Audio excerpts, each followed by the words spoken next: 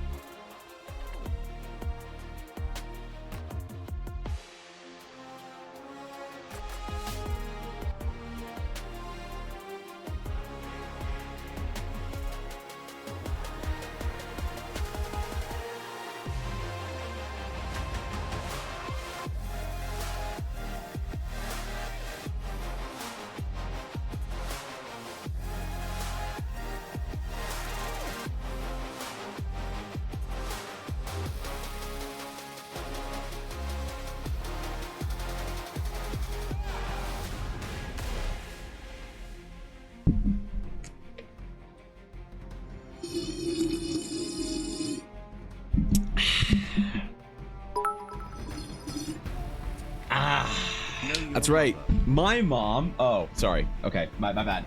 Must have got that wrong, Vinny. That's right. It's time.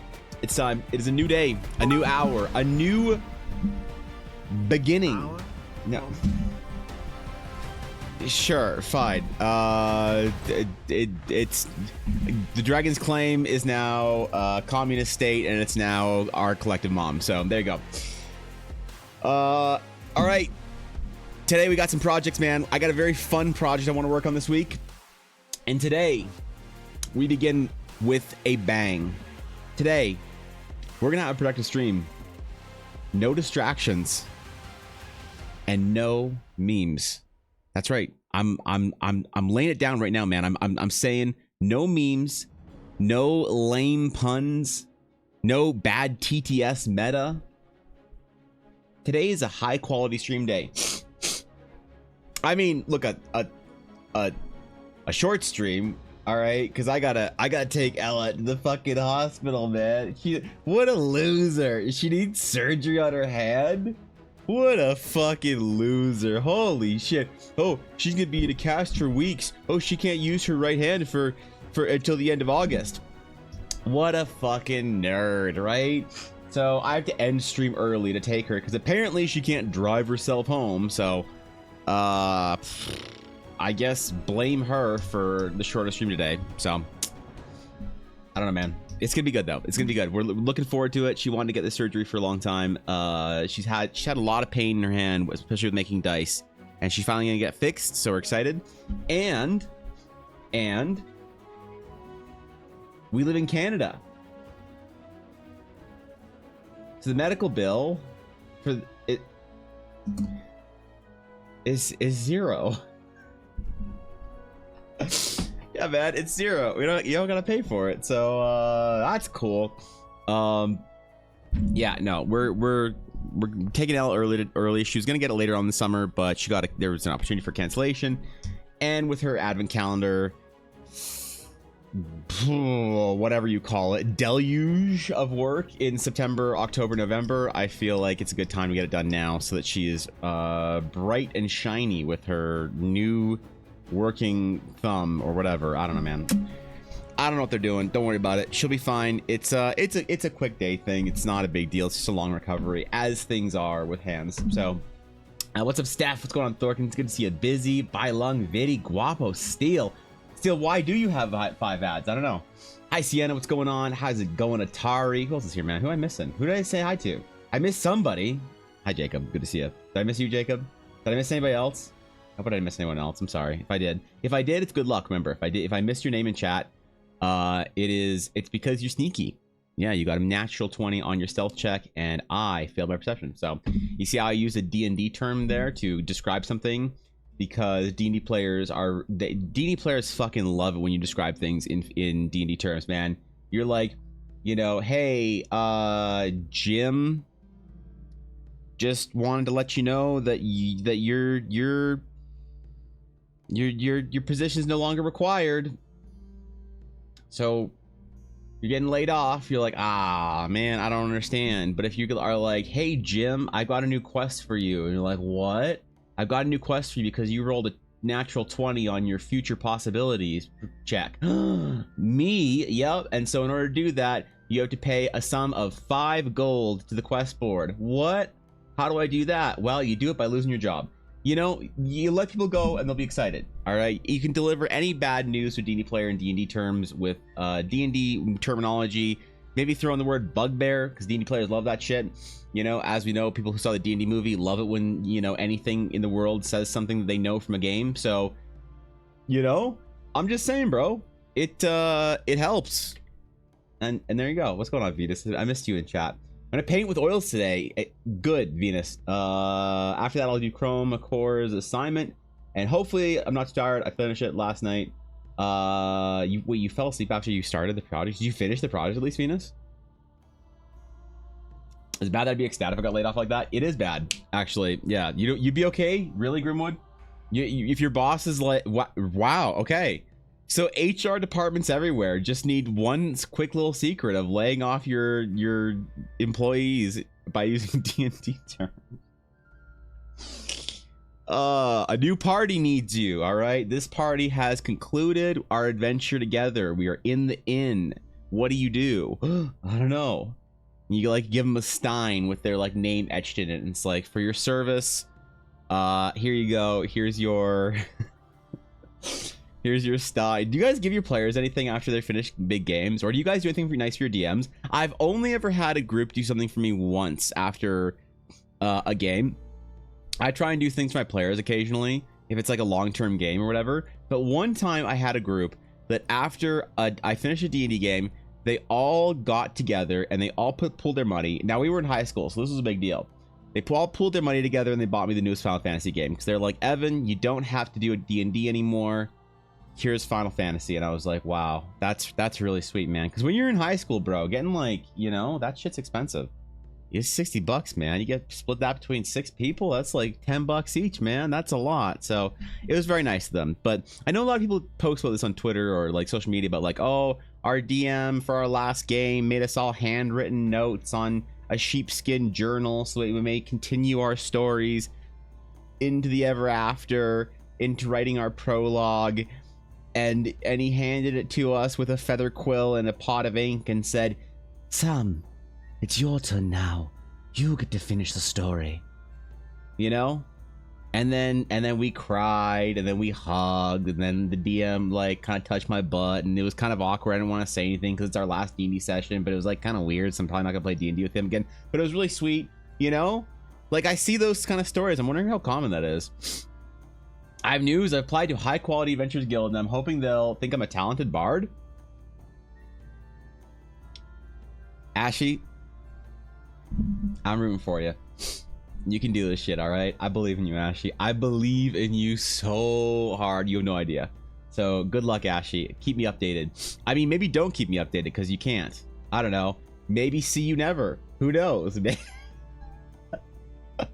Either way, if we know, if we know, we know, Ashley. Just submitted the silhouette work and fell asleep. Venus, that's good enough. All right. Try and get a small gift if it's a long-term group. That's kind of nice, you know. What do you like? I was thinking about doing something like art related for one of my parties sometime soon.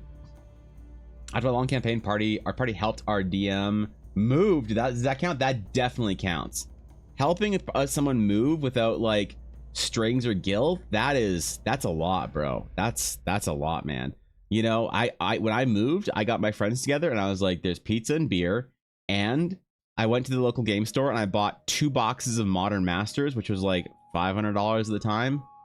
And I was like, we're gonna do a Modern Masters draft when we finish moving tonight, and we all get to keep the cards. So they were pumped, you know. They get to sit around and try and help me move for a little while into this place, which Ella and I had far fewer things because we moved into this place from my dad's. So we had basically moved into a new place with all new shit that they didn't have to move. They just had to move the contents of one fucking nerd's bedroom. So, do D&D players actually touch each other? D&D players do touch each other, Steph. If your D&D, your DM doesn't give you a little slap on the butt every once in a while, like a coach in a like 1980s high school football you know, a TV show on PBS, then I don't know what you're doing. You're kind of fucking up. So hey, you know, are you moving anytime soon? Yes, unfortunately. No, I'm not.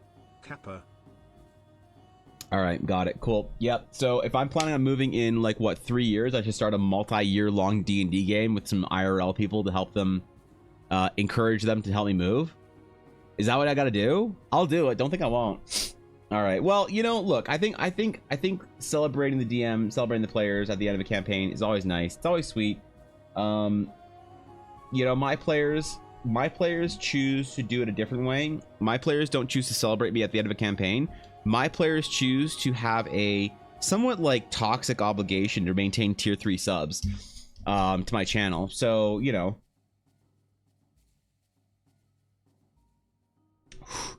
I'm good. So, you know, as long as they do that, it's fine. They'll probably stay alive. Every once in a while, Jack, he'll come in and get 50 subs. It's fine, you know. Dashto writes music. I don't know what Ella does. Ella doesn't do shit, man. I gotta find better players. I got 2 new brushes and some liquid medium. It'll help with layering. 2 new brushes, though, Venus. I've been thinking about getting back into oil paints, but I don't know. I don't know if I have the space for it. Where am I gonna set up an easel and put down a smock and mix paints and sniff turpentine? Wait, no, we use linseed oil now, right? We use linseed oil, right? Back in my day, Venus, we used turpentine to thin our paints, and we had problems breathing. So, man, we've come a long way in 5 years. Our existence is fabulous to begin with. She's like a solid 5 out of 10. Put your tablet on the floor. I'm not putting my tablet on the floor. Yeah, just a big sheet, Venus, to not spill your paint all over the floor. And God. Okay. All right, guys. This week we're gonna do something. We're gonna do something a little different. This week we are going to attempt to solve the one problem, the number one problem all D&D games have. All right, as a long-term dungeon master, I have thought long and hard about this problem. I have thought, what can I do? What can I do as a DM? How can I help this problem? How do I help the groups of the world maintain solidarity, increase productivity, increase output, decrease stock inflation? No, sorry. How do we help the D&D players of the world? What can we do to make their lives better? And I thought, what is the one problem that plagues all D&D groups? Late attendance? No. Lack of deodorant? No. You'd think so, but no.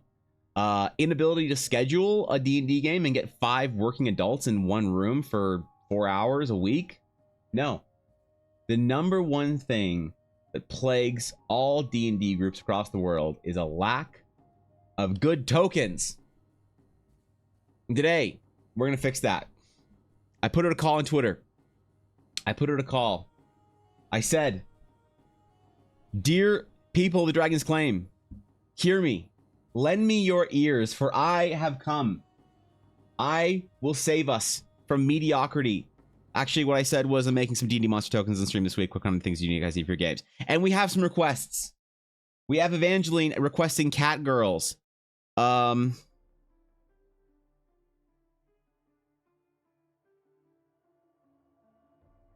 Okay, anyway. Questionably hot beholders. Which all I can think of is handsome Squidward. Handsome Squidward. So I don't know what else the requests we have. I only saw those two. Dragon eggs. Dragon egg tokens. Isn't that a map prop? Wait. Isn't that just more map? I mean, I'm down. Honestly, love bandit pack. Northern climate would be amazing. Bandits, you say? Thor can need some bandits, some highwaymen, some robbers, a ruffian. All right, we can do that. My party keeps getting into fights with town guards. Would town guards count as monsters? Of course they do. Town guards. Mechanical or cyborg animals, like mechanical giant spider or a cyborg wolf. What the fuck kind of D&D are you playing? What do you mean mechanical, cyborg, or a giant spot? What? Is this normal? Is this like what new D&D players are into? Y'all are playing out there with like fucking vampires and dragons and mecha and shit. I didn't say I was gonna do a Gundam pack. What do we got? Creepy desiccated ghoul. I forgot about that. That was the first request. I asked the specific question: Dusty or Crunchy, Desert Tomb or Boreal Crypt. We got Tomb. I think was Crunchy and Tomb. I like that you have to ask these questions about certain monsters, right? Like, unfortunately, Crunchy or Dusty or, well, here's the thing. He's a desiccated, so I was gonna ask Crunchy or Squishy, because there's Crunchy ghouls and Squishy ghouls. All right. Now the distinction might seem important, but as far as the token goes, it's really insignificant. It's just basically how much of a pool of drool is gonna be underneath it. So everyone needs dragon eggs in their poach. All right, fine. ATGAB. What is ATGAB? I like it. Bandits and guards. Bandits versus guards. Bandits versus guards. What do you think is the quintessential town guard? When you think of the town guard, all right, let's just we'll set the mood, all right? We'll set the mood. Hold on, I need town music. I need town music. All right. All right. Okay. All right. So, after the long journey, the highway was tough. The party is exhausted. You have your spoils from the Kobold Cave in hand. The beholder that you met and sold half of your gems to, and he gave you imaginary gold, is now vanished and disappeared. You are out of rations. Your water supply is low. The bard's strings on their lute are broken. The archer has no has no more ammo. And why do I say archer, not ranger? Because this is a ranged fighter. All right, this isn't a ranger. Come on, man. Who plays a ranger anymore when you can play a ranged fighter? Anyway, you find your way to the local town of Duskwatch. Duskwatch is on the edge of the Duskwind Forest. The gates stand in front of you like large pillars with two statues, one on either end. The statues are of humanoid-looking figures holding swords in front of them. There are torches illuminating them. The town, you can see the glow behind, and standing in front at the gate greeting you are two town guards. What do they look like? Because part of me thinks that we should draw our guards somewhat intimidating. Somewhat, you know, I think there's like a meta of town guards being somewhat dopey, you know, overweight, a little bit pompous, kind of useless. Maybe their guts spilling over their, you know, over their trousers a little bit. Just not competent, right? Until you mess with the wrong DM that has high-level town guards.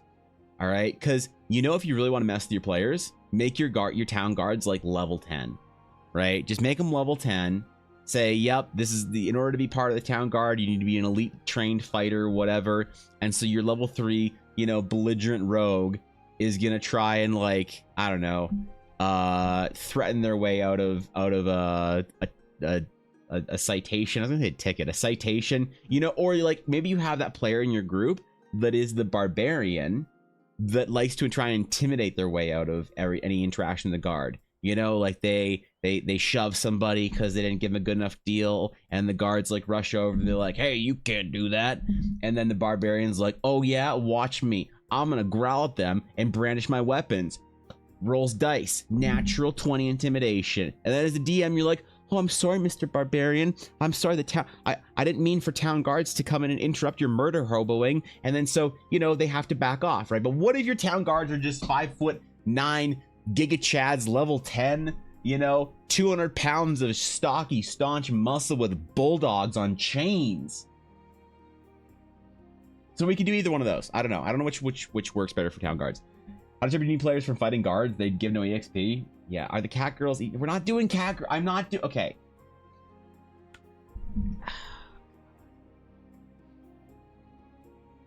If I were to do a cat girl token, what would it be of?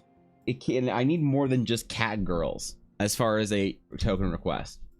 All right, like what is the overall vibe of when you're like, man, I need some cat girls in my D&D game. I wish somebody in the internet made cat girl tokens. What aesthetic are we looking for here? What do you think? Chainmail tabard, shield and spear. I think the shield and spear is important. That to me is the quintessential. I don't know, town guards. Okay, there's like, tell me if you guys think this is right or not. If you see guards and they're described as having like shield and spear, you're like, oh, I can probably take him, right? You know? If you do a catgirl token, you can react to stories of people using your catgirl token and the players molding as future content. That's so brilliant. Of course you're right. Like, of course that's what we're gonna do. We're gonna make, Ashley, you're brilliant. Yes, we're gonna make it a catgirl maid and just, you know, all right, perfect. All right, never mind. I retract all questions. Town guards have two models in my mind. I don't get paid enough for this shit or way too much hype for their town. Yeah, so like if you encounter a town guard and they have a spear and a shield and they're kind of waddling around the town, especially if they have pointy hats, you're not really scared. But if you describe to your players that there are guards outside of, like, let's say the keep, and they look different than the town guards and they don't have shields and spears, they just have swords. They just have long swords at their hip. No shield, nothing. You know that they're gonna fuck you up. You absolutely know they're gonna mess you up and ruin your day. So I feel like the request is for more of the derpy town guards, right? Even level 2 guards can action economy you out of existence, especially if your parties insist on flanking should be allowed. That's true. actually. They just keep, there's just more guards, man. More guards than you thought there were. You need more than just cat girls. What about two cat girls, one token? I am not doing two cat girls, one token. The last time I did two cat girls, one anything, I almost got banned from DeviantArt, okay? Don't we already have cat girls in the pirate set? There is one cat girl in the pirate set, yes. I'm impressed and surprised that you remembered, okay? That's, yeah. That's an oh fuck moment, guards, but not town guards. That's true. Whenever, like, that is a vibe, right? That's just a universal understanding that whenever there's town guards, and then there's a different type of guard in town, you know, you're trying to break into the castle or whatever you do in your D&D games, and there's, like, you know, various guards all around the town, and they got their pointy hats and their spears or whatever, and then you sneak into the castle, and you go into the courtyard, and then, like, outside of, like, one building, sort of in the castle courtyard, there's just guards that look well dressed, like clean cut with simple long swords, you know, like Teutonic Knights from Age of Empires 2, right? Just guys waddling around. That you don't mess around with that stuff. That's like a universal sign of at that moment at that moment moment and point at the same time. At that moment, you know that you're asking to be TPK'd if you fight with them. Like, I feel like there's certain things that we've discussed this in the past about is it right to kill off your party if you gave them enough warning that what they're about to do is very dumb? Sure. There are certain things I feel in D&D, certain tropes within our hobby, that if you mess with them, they are a warning enough on their own. Like, let me explain. You go into the swamp. You're wading through the waters. You got your little swamp boat with all your gear on it. You know, you're trying to go. It's like all waist height. And you see a little snake slithering around. There's like Relician feathered goblin monkeys hanging from the trees, laughing at you. You're going along, and you see an old woman on a solid piece of land knitting. Right? Old woman, swamp, unassuming. That to me, if you tell me I killed my party because they attacked the old woman in the swamp, I don't feel like you needed to say, "Are you sure about this? She looks strong. She looks like she could probably take adventures twice your level." Like, all these warnings that DMs say, you need to give your players. You need to say, like, "Oh, well, the enemy looks really strong." You have to ask your players, are you sure you want to do that? You have to tell your players, your intuition gives you an idea that you might not want to do this. Do you still want to do it? Like, all these safeguards that DMs put in between player decision, like in between fucking around and finding out. There's all these safeguards in the middle that DMs think that they need to put in because they need to protect their, you know, precious little cucumbers that are their players, but from the fucking cheese grater, right? Like, all of these stops, all these safeties, all these gaps, I feel like they go away with certain things. You're in the swamp, there's an old woman knitting like an hour or two into the swamp. She's just like calmly knitting, and your barbarian's like, I'm gonna go rob her. I don't feel as a DM you are morally required to say, are you sure about that? She looks kind of powerful. You see skulls around her. You don't feel this like this aura of a grandmotherly type. You feel this like aura of power. You don't need to do all that. You're just like, okay, great. Roll for attack. Cool. So you're a disintegrated blob on the ground. No chance of revival, resuscitation, recuperation, regeneration, nothing. You are a steaming pile of carbon. Right? Like, I feel like that's pretty okay. But there are other things in D&D like that. For instance, old blind man on road with stick. I don't feel like you need to give your players any warnings between this is a bad time. All right? Pit, where at bottom of pit there is translucent goo, and at bottom of goo there is chest.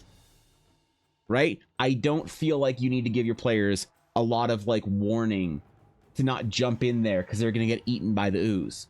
Okay? Right? Like, and I feel like town guards that look clean cut and are not carrying spear and shield but instead carrying sword, that to me is another classic of this formula of like, you don't have to tell me that this is dangerous, you know? I remember because it's been in every single D&D game I've ever played for the meme since you released it. Excellent. Okay, good. Good. That's why you're using it. That's Baba Yaga. That's Baba Yaga, man. You don't wait. In the swamp. That's John Wick. Yeah, if you see John Wick in the swamp, that's bad too. Never attack the old woman sitting out anywhere. I mean, look. Please don't attack elderly people for any reason, okay? But in addition to that, if it's an old woman in a swamp knitting, looking unassuming, you're probably gonna have a bad time. Fuck around, find out. Exactly. Any party that doesn't understand that trope doesn't deserve to play D&D. I think so. I think there's certain things in D&D that we can like give ourselves a little bit of leeway for, and not necessarily have to give every player, you know, 10 minutes of warning before they're about to do something stupid. I think a piece of my easels. Wait, don't break your easel, Venus. One of my games, my character had chrono dysphoria. I don't know what that is. So she phased around time at points. Okay, cool. The DM used that to fuck around with us, such as we were attacked by a monster while we were sleeping in an inn, and suddenly it sought back to just before the monster came through the door, and we killed it. Well, that's nice of your DM. What if it went the other way? Like, you just jumped through time as you were getting eaten by a shark. You're like, I'm in the inn. How am I getting eaten by a shark? Well, I wonder what the last 20 minutes were like. You know, if they let you rewind, that's cool. But did they ever shoot you forward to like you're just dead? That's the true Chad move. All right, what else do we have? Make sure we got everything for today, because we're gonna do this tomorrow. Tomorrow's gonna be a long stream, okay? I'm gonna intend on this being a YouTube video. So today I'm doing like the intro to it. I'm gonna start on some of it, and then I have to leave after about about 3 hours into the stream, or maybe a little bit short of that, because yeah, I gotta take Ella to the hospital and we gotta do all that. But tomorrow she's gonna be resting all day. I'm going to be streaming, and Eunice gonna be at daycare, so I can do a long stream tomorrow. So we'll set up and plan today, and then so which guns do you guys want to see? Because we don't know, we probably won't be able to get to all of them. We probably won't be able to get all of them, but I think I like the idea of doing some guards and bandits. The dragon eggs won't take long. The ghoul I kind of want to do. I will fuck, maybe I should just do all of them. Depending on how many requests I get, I guess before like tomorrow stream, I guess I can try and do most of them. Because I do like the idea of doing some town guards, but I kind of want to make them like a little bit dopey. So I think we're agreed on town guards being somewhat derpy, right? These are not like elite town guards, especially if Shropshire's players keep getting into fights with them, you know? Also, what is it with some players that every single time they find a town guard, they want to fight them?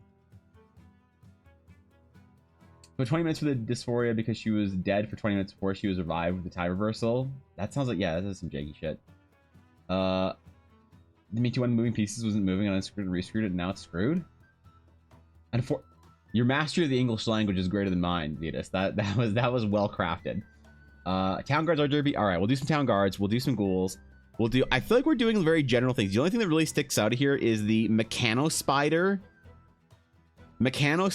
and questionably handsome beholder. Sorry, questionably hot beholder. What about it makes it questionably hot? And also, I'm just gonna search something because I'm curious. I don't know if I need to worry about it. Beholder VTuber, just out of curiosity.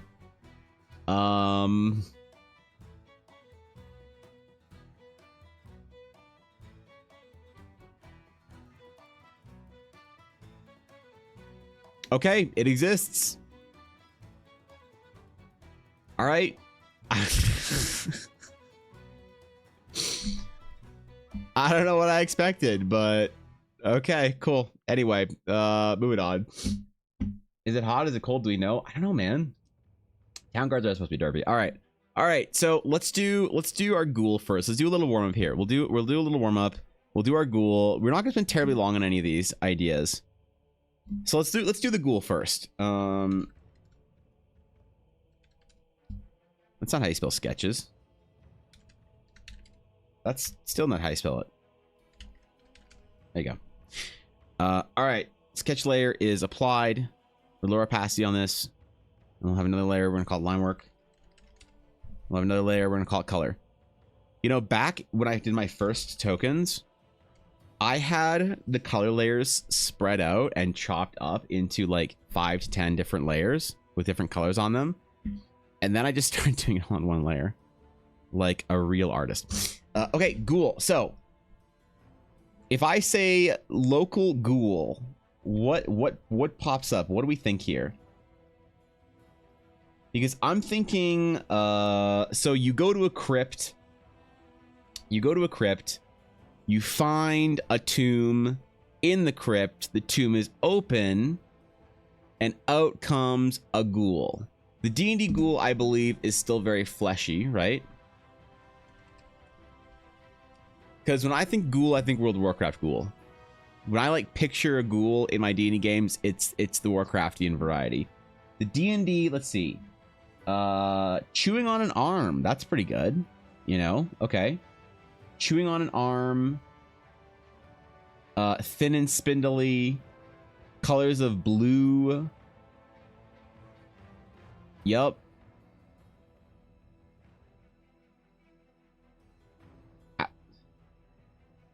Asmongold reference. Okay. No,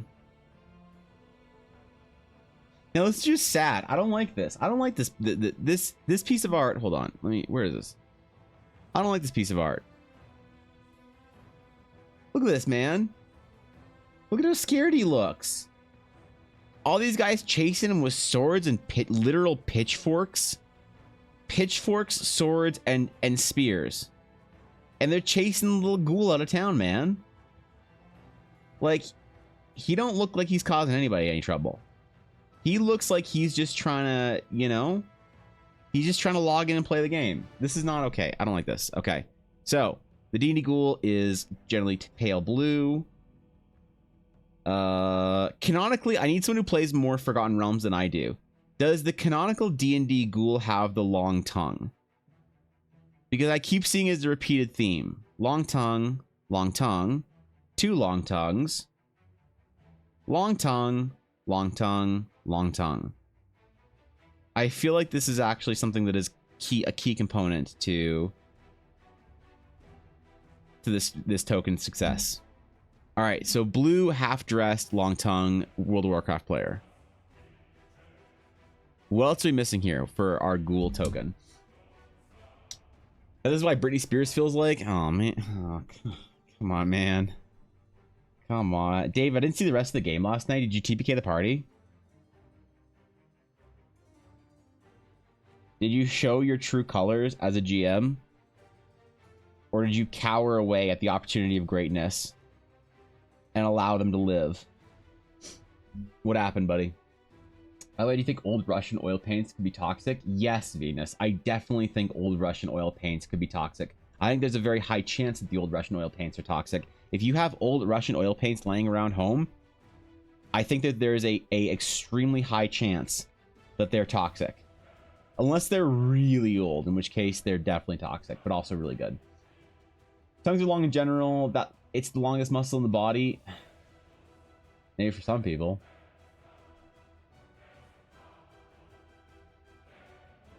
How about distinguished nobility turned ghoul as a unique feature? I want it to be useful to most people. So I feel like we should go kind of general for this. You know?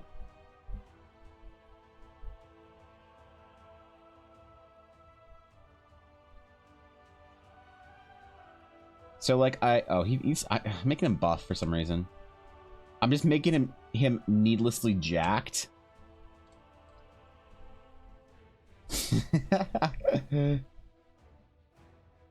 We need to be showing like spine and stuff.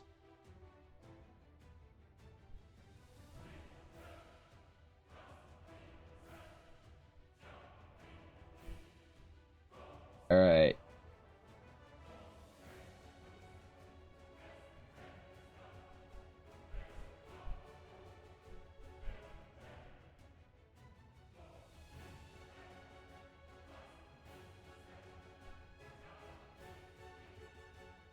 Spiky hands. The ghoul, the traditional ghoul doesn't carry a weapon, right? Just the traditional ghoul has no implement of destruction with it. because I like with my zombies, I always like having like a zombie or undead carrying some sort of a shovel. But I feel like that's the ghoul, the desiccated ghoul that was requested carries no weapons besides,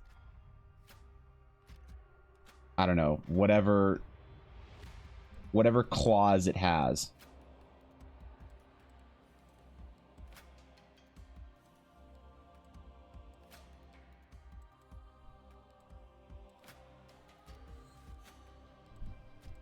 All right. They have pointy ears for some reason. Are all ghouls undead elves? Let's see. Red or blue eyes? Glowing red or glowing blue eyes? What do we think here? There's not much in the art for either. I see both. That's a chunky boy. Holy shit, I love that.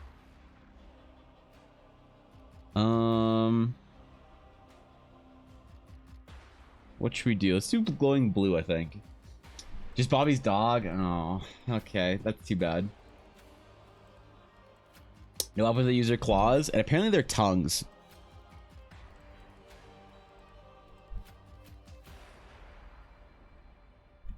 I want to do like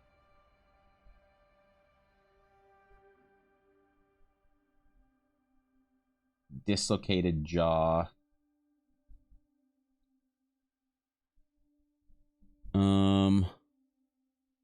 Let's give him a little. Let's give him a little. Some skeletal features. Let's take his nose off. It's always uncomfortable if they don't have their nose. Right? That's like one thing that I feel like makes the fleshy ghoul kind of intimidating is the potential lack of nose.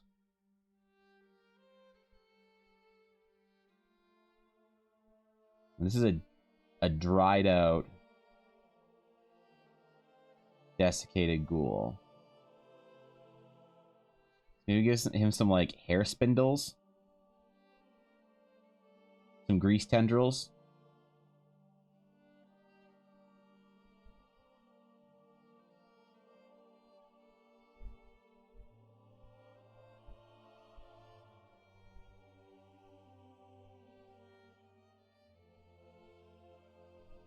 All right, we gotta give him ripped pants. For some reason, all ghouls still have modesty, and they still wear pants for some reason. Unless one DM at some point in time is going to have the courage to say that the ghoul wears no pants,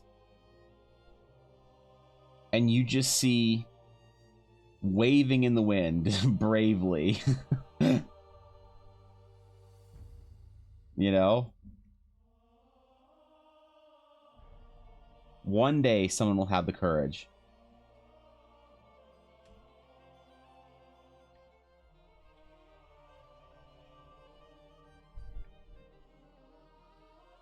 All right, I kind of like that as a base. What are the features are we missing for our ghoul? Oh, the tongue. Shit, I forgot. I forgot the tongue. Detached arm might be cool for the visual. Like if he's just carrying an arm, he's just gonna smack you with the arm. We can do that. My request didn't mean to be expired specifically. Choose whatever animal you think is most inspired to turn mechanical. Well, that's one I don't have a good idea for. So we'll figure that out though. I honestly have no idea what would look kind of good metallic-y. I think maybe dog or something, Garthen. Well, that's some good riz. He's trying, dude. Challenge accepted. You're just gonna describe to your party next time they fight a ghoul that it's like the old man you see at the gym just hanging out.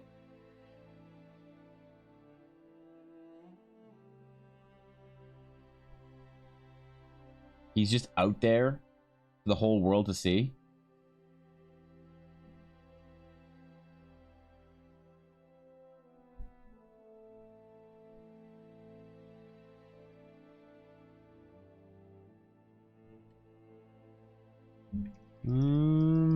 More wavy.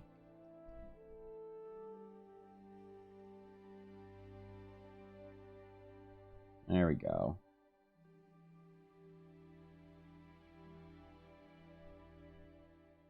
Because don't forget, this has to translate into a small token on the map. So certain things need to be exaggerated. Enlarged. Swollen. No, okay. The art of token making is a difficult craft.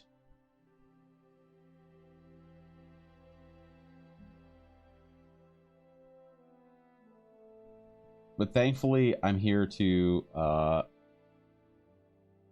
alleviate the pain of D&D groups that don't have good tokens. They're forced to use the little round medallions with little angry faces in it. Look at that. Who does that shit? Who uses these tokens, right? Imagine you're like, oh, my circle disc is attacking your circle disc.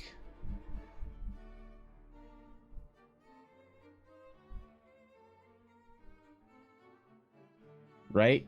Imagine the imagination required to survive this immersion breaking experience of using circle tokens. VGT players need to chill, man. I'm here to save them.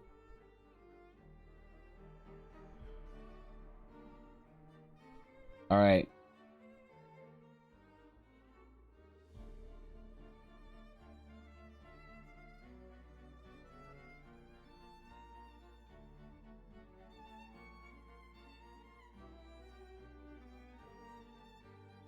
Okay. Rule 1. How do you feel about this? Let's zoom out. I don't mind it. He's chilling. He's chilling. That's an okay token. An arm ghoul. Evan, I got your nose. Elf ghoul. Vamble cry. Oh. Now I feel bad. Now I feel bad, Ashy. Now I don't want to... Oh, man. Next episode, and he'll crawl out of the grave that reads, everyone buys apple. Okay. Okay. The art and majesty of Evan's simplest stick figures always amazes me. All right, relax. Atari, come on. Come on. Come on. You have to save it at least until I say it's done, okay? Please. All right, maybe we'll just release shitty sketch shitty sketch tokens like this. I'll just say, here it is. Here's your shitty sketch token. I hope it's good enough. We gotta have his little ghoul butt in there. You know, because he's like kind of hunched over, but...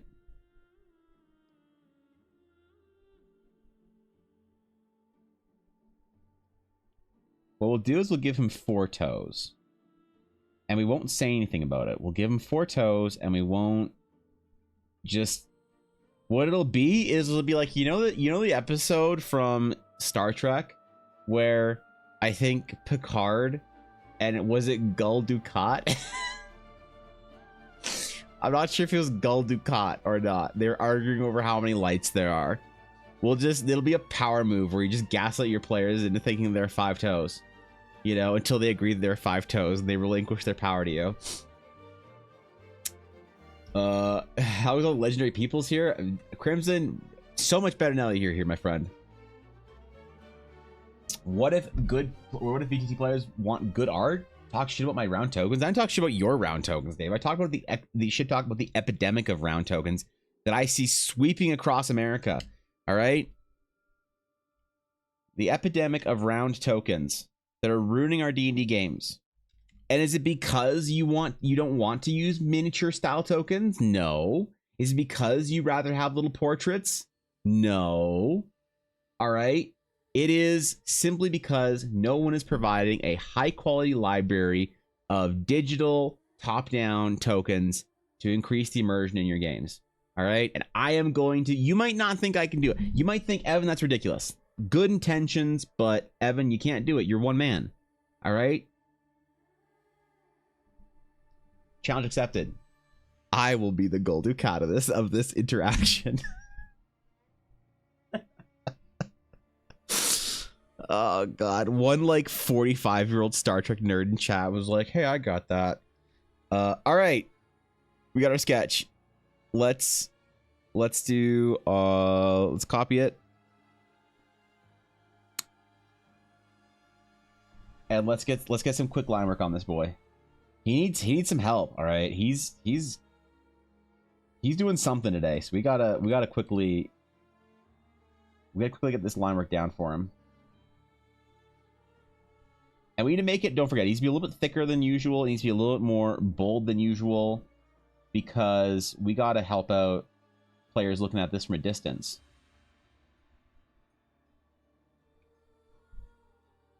So things like the scars need to be way bigger. Actually, I need to use a different pen for this. It is time for our supercell brush.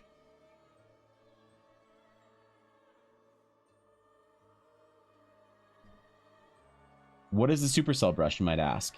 It's my secret brush shape. It's my copywritten trademark EBA brush shape 1999. Wizards of the Coast. Gygax Games.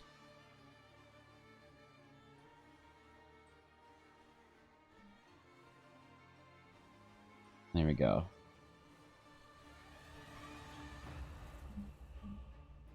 It's always okay to be a little bit loose with these tokens. As long as the shapes look good from a distance, that's the most important thing, right? And we're getting about the imagination part of the Imagination Dragon game. Oh, yeah. Shit, that's fair. I might have forgotten about the Imagination Dragon part of Imagination Dragon game. Patrick Stewart acted the shit out of that role, Star Trek, way better than he needed to be. Patrick Stewart showed us what was possible in TV. I'm so glad that part of my, like, you know how like millennials are always lamenting the fact that they're born in this age? It's like born like too early to see like universal basic income, born too late to buy a house. You know, millennials are always complaining about shit. I like to think that if you're born in the 90s, in the early 90s or late 80s or something, you have the distinct pleasure of being born in a time where there were new Star Trek episodes out weekly. There was a time in our lifetime where there was a new Star Trek and a new Stargate episode out each week, where one could watch Star Trek and Stargate reruns all day on whatever science fiction or space channel you had. In Canada, we had the Space Jet Network. I think in the US, you guys had Sci-Fi. I don't know, man. I don't live in America. So the Venom-esque ghoul. It's a desiccated ghoul crimson.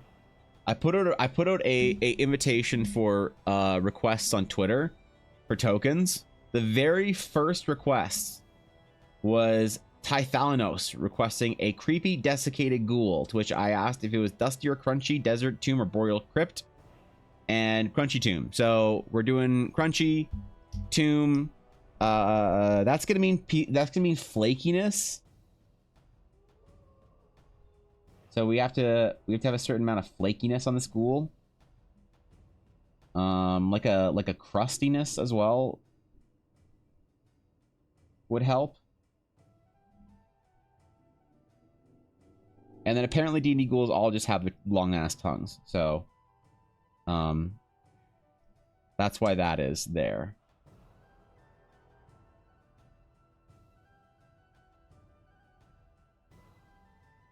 And hopefully we'll sell us all in the painting layer. The line work, don't forget, is always just a guide for us.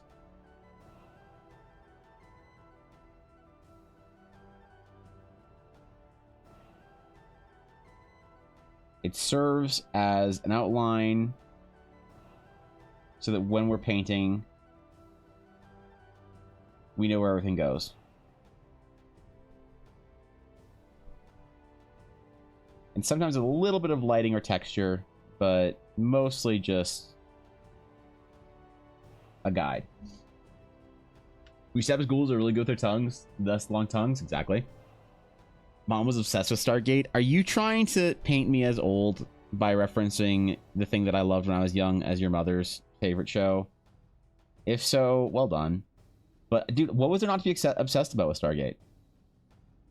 Stargate was great. There was a new adventure every single week.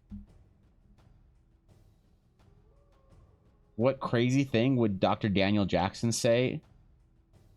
Would Teal'c raise his eyebrows? Would Captain Carter say something smart?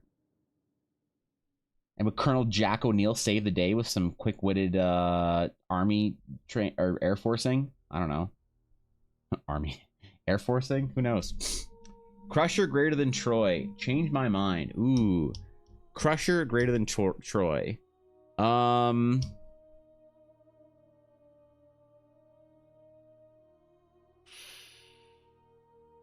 Well, I had a medical tricorder toy. And I wanted to be like Dr. Crusher when I was a kid. So I have to agree with you, Dave. I'm sorry. I know you wanted some dissenting opinions to farm some drama, but I have to agree with you.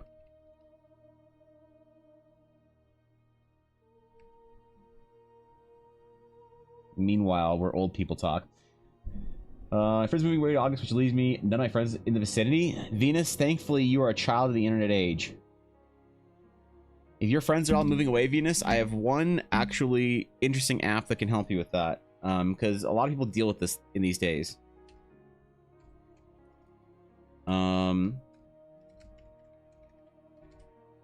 Here, check this shit out.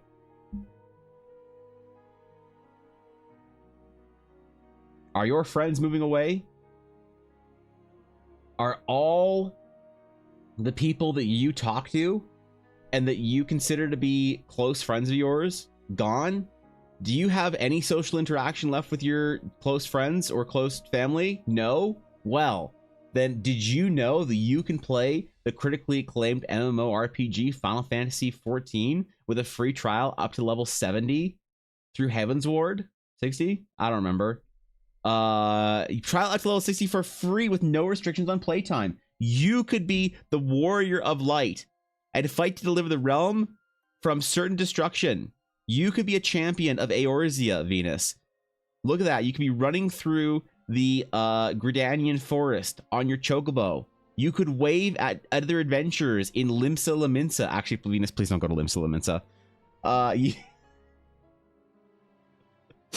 You could become a new generation of the Warrior of Light by starting your free trial. Choose from one of 1, 2, 3, 4, 5, 6, 7, 8, 9, 10, 11, 12, 13, 14 different jobs that offer unique gameplay experiences to become the hero of your chosen variety and save the land of Eorzea and beyond.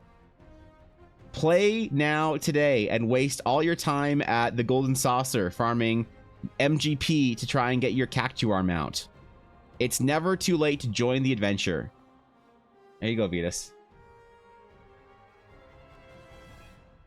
What do you think? What do you think? This is what happened when my friends moved away. Actually, this happened before my friends moved away. I did this by choice. I started playing MMO, and then my friends moved away. I think it was connected, but I don't know. It's never too... Exactly, Ashley knows. It's never too late. I like Stargate. They showed it here a few years ago on Fox. I used to watch my dad. Hell yeah. LSF another day. Yeah, we need to create... Dave, I think you and I need to create the D&D LSF. Because, like, LSF is too mainstream for us. We need to create a Reddit that is D&D focused drama. Like, Twitch D&D focused drama. You know? Robert Hartley says a hot take about Mendari's world.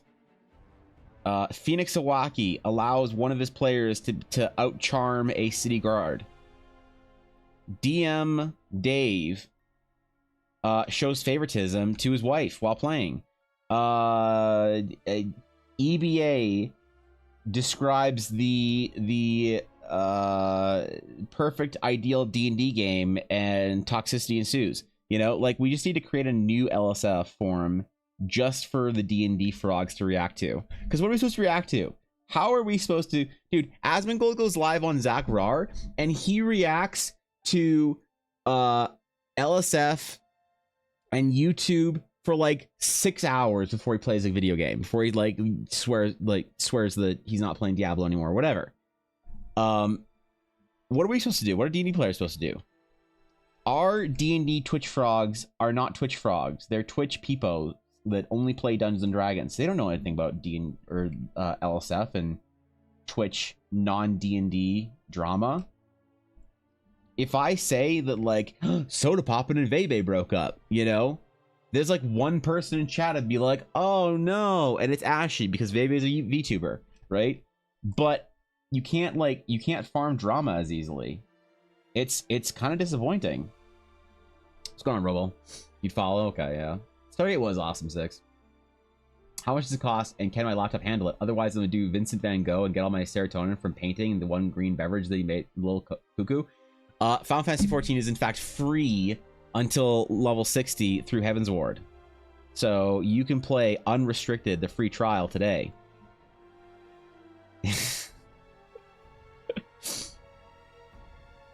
I don't know if your laptop can handle it, though.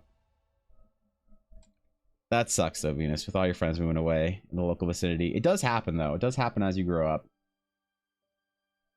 Your local friends move away, and you have to try hard to stay in contact.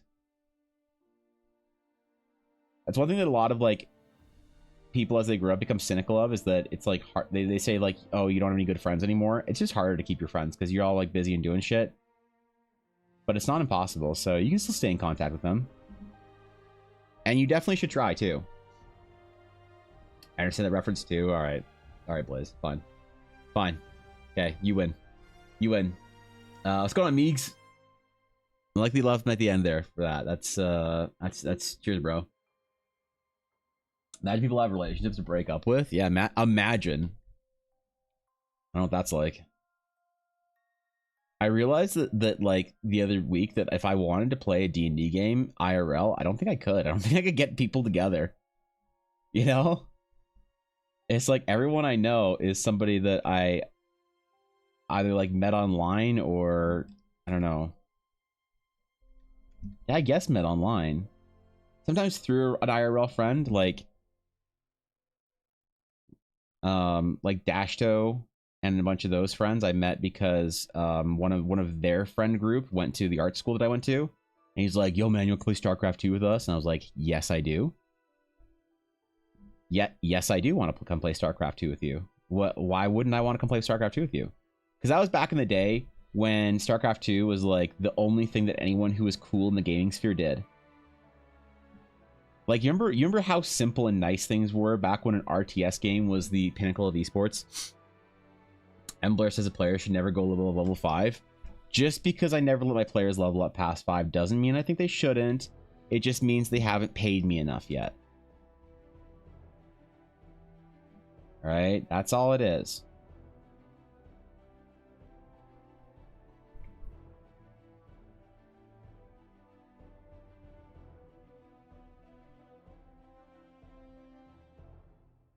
Alright. We need to be particularly bony with the school. And flaky, because don't forget he's the crunchy variety.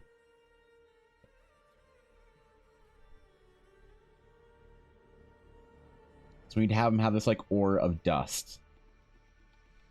And you're like, oh, what's that dust following him? It's just more him.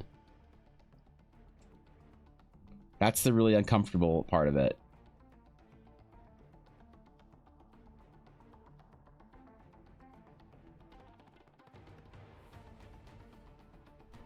They'll give him, like, some wraps around his hand or whatever, because he needs to have some cloth on him. There needs to be some shabby cloth that sort of frames the pale blue skin tone.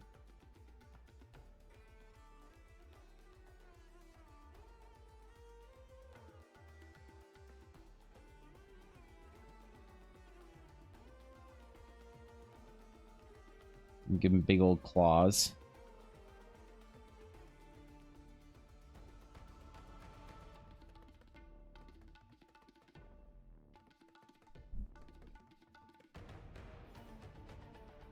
All right.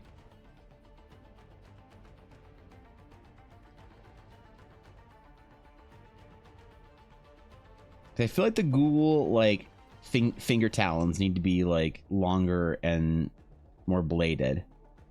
They don't have weapons on them, right?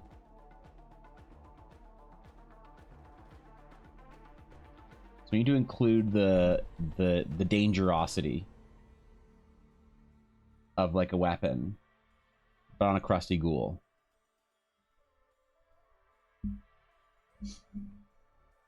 Where's EBA MMO release? The EBA MMO will release at some point. Mark my words, in my lifetime, Crimson, I will release an MMO. There will be the ability to play an MMO in Eldara. Might just be some sort of small little tool thingy where you can make a little avatar and then go play and like walk around the guild hall that Ella and Dashto programmed for me. Or it might be a giant MMO that has player housing and grand adventures. I don't know. I don't know how successful I'll be in my endeavors. But God knows I will try.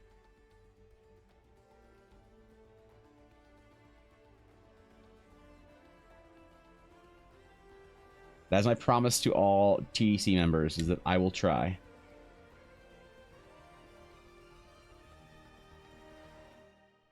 Maybe more like scars and shit on him, I think. And blesses players should never go below 5. Alright. What's that tongue do? Listen, I don't make up the rules with D&D ghouls. The request was for a desiccated ghoul, and when I searched D&D ghouls, they all had long-ass tongues. So, I just make the token. You got to figure out the stats for it. Unless somebody wants to make stats for the desiccated ghoul. Then I'll post those as well. Where's Thorkin? Shit.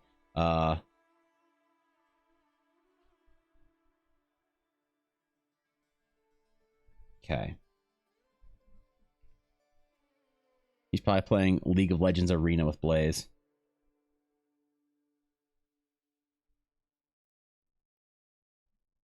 Two of them went hard last night. We played until 6 a.m. Blaze's time. I was proud. Let's go to Obama. We didn't get to hang out much either this summer because I'm working. She's traveling because her mom is a rich real estate contractor and architect. Oh, shit. Like, the best memory this summer was going to watch Into the Spider-Verse all together because we had one Swedish friend here, too. That's kind of sweet. That's nice, dude. I like that. That's good. Those kind of summer memories are... Those are good, Venus. That's awesome. I'm glad you got to have that, though. I'm sorry your friend's moving away. That does kind of suck, but... You know, at least you got some good memories you can sort of go back to.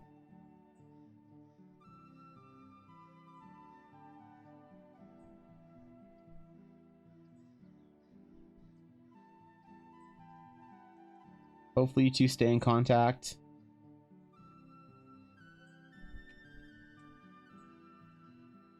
Like we'd make a big deal out of his belt.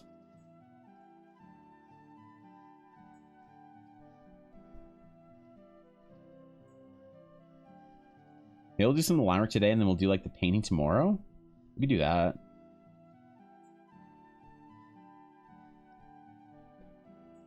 Alright, we gotta start thinking about pants for this guy. How dry and crusty are his pants gonna be if he's supposed to be a desiccated ghoul? Now in that game, I'll pop by, look at your house, and say, "Yo, cool house, man." All right, cool. Bizzo alludes to the fact that all I want in my life is friends to play Final Fantasy XIV with. I just want to play Final Fantasy XIV and to have people to talk about housing with. People who will go to the ends of the earth to acquire a house or take their apartment seriously. Who I can go by and look at their stuff and be like, "Huh, neat." And they can come by my place and look at my stuff and say, "Cool."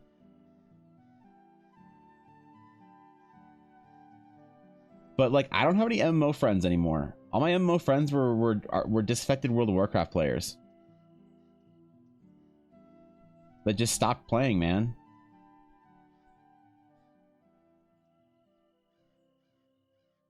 I don't know what happened to them.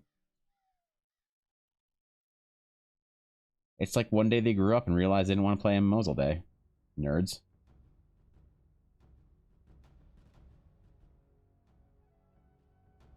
That's why I'm officially announcing my second channel, where I'm just going to be exclusively a Final Fantasy 14 VTuber.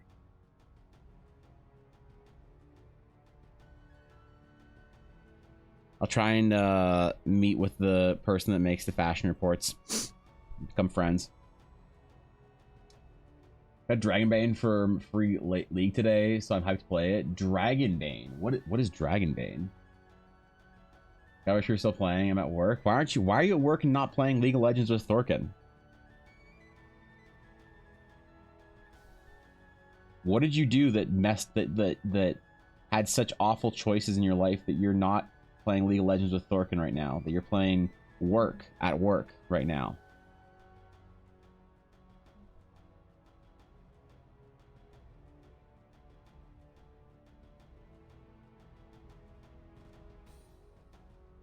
All right, oversized toesies.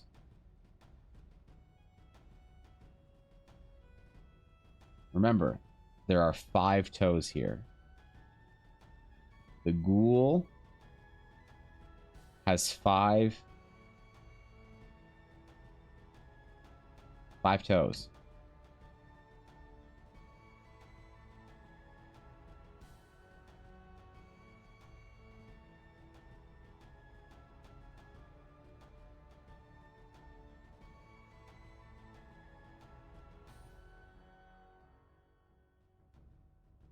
Excellent. All right, let's delete our sketch underneath. And let's see. How does that look? For a base. No color. No color whatsoever.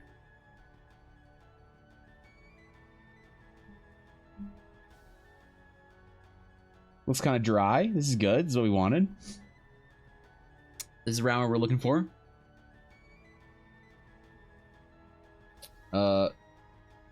The second I get a laptop that can handle it, first thing I'll do is get that game. All right, nice. You save money for vacations and magic cards? Oh, that's why? All right. Where are you going, Blaze? Where are you saving money for vacation for? Where of all the places in the world that you can go to are you going to go? Dragon Base is a tabletop RPG. Oh, shit. Yeah, but that, fuck, what's it called? What's the studio's name? I think I know what you're talking about. I don't remember who makes it though. You play Elden Ring? Any people to carry me? I mean, friends to play with? Elden Ring. I haven't played Elden Ring. No, I honestly, I'm not the biggest Souls fan. It's not for me, the Souls games. And look, I haven't played a Souls game since Dark Souls 1. But I remember Dark Souls was not a satisfying, difficult experience for me. I wasn't into it, you know? Partially because Dark Souls feels very or that kind of like Souls-like rating, or Souls-like boss encounters feels a lot like MMO rating, and I really kind of wasn't. I was like kind of burnt on that, so I didn't really want that in my life, you know. So I've been contemplating trying it again. Everybody says Elden Ring's so great that I've been contemplating playing Elden Ring. But yeah, I don't have the best memory of Souls games. So I'm not super keen on like even an MMO version of that, you know? Banff? No, he's not going to Banff. Who the fuck goes to Banff? Who comes to Banff, man? Where are you going to go to Banff and be like, oh, I'm going to stay and eat some expensive things and then go home? Bro, if you could go to Banff, instead go somewhere warm and tropical. Unless you want to ski. Unless you want to be like Flanders from that episode of Simpsons and ski with a super tight bodysuit on, in which case, come to Banff. You'll enjoy it. Free League makes it. Oh, is that the Kickstarter? They did like a Kickstarter recently, didn't they? I'm like out of the loop on a lot of TTRPGs. So I might be thinking of someone completely different. Yeah, okay, alright. Maybe I'm not completely out of the loop. Honestly, hate the Souls games, but addicted to Elden Ring. It's hard, but very fair. Yeah, difficulty doesn't bother me so much in games, but it's the way that you're expected to like sort of manage that difficulty. That makes sense? Select, modify, contract. Like what is how does the game want you to learn? Let's do one more. Actually, yeah.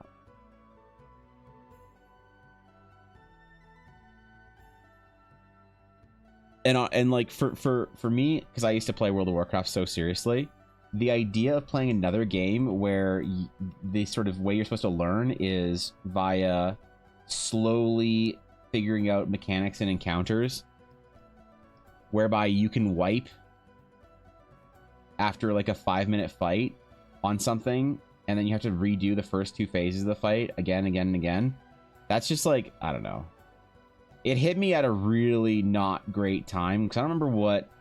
Actually, hold on. We can figure this out.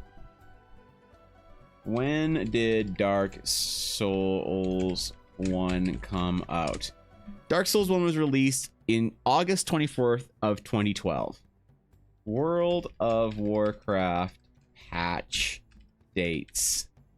So August of 2012. What patch came out in World of Warcraft around August in 2012? Or at least what was out currently? So BFA, Legion was 2018. So we're going way back to Cataclysm. Yeah, so Cataclysm. So April 10th was the last patch in Cataclysm in 2012. And then Mists of Pandaria came out.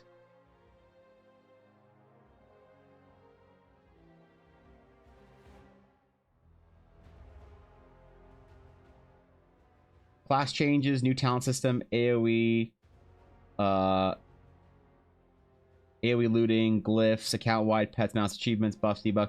Okay, so Dark Souls came out at the same time that Mists of Pandaria came out. So that'd be why I wasn't super into the idea of raid-style encounters. That explains everything. I had just gotten done with hardcore raiding in Cataclysm, where I was like part of like a top NA guild, and was burnt out on that because we raided 5 nights a week and it wasn't worth it. And then the worst expansion for raids at release arguably came out. All right, at release. I know Throne of Thunder was great and people like Siege of Orgrimmar and stuff like that for the first 6 months. But on release, I think did Mists of Pandaria have the worst raids on release? It might have. What was worse? Because Cataclysm on release was great. You had the 2 options of Bastion or Neltharion or whatever. Mists of Pandaria sucked. After that, Worlds of Draenor. Heimal was great. Heimal was released, right? And then Legion was awesome on release for raids. And BFA Uldir was good. Yeah, I think that's why. I think I just got off of the most burnout raiding that I'd ever done, and then went straight into the worst raids that were on release for new expansion. That'd be why I was too tired to play Dark Souls.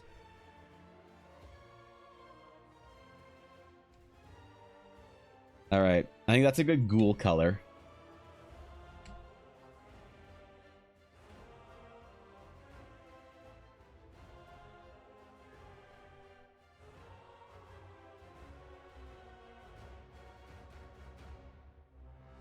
Where's our brush?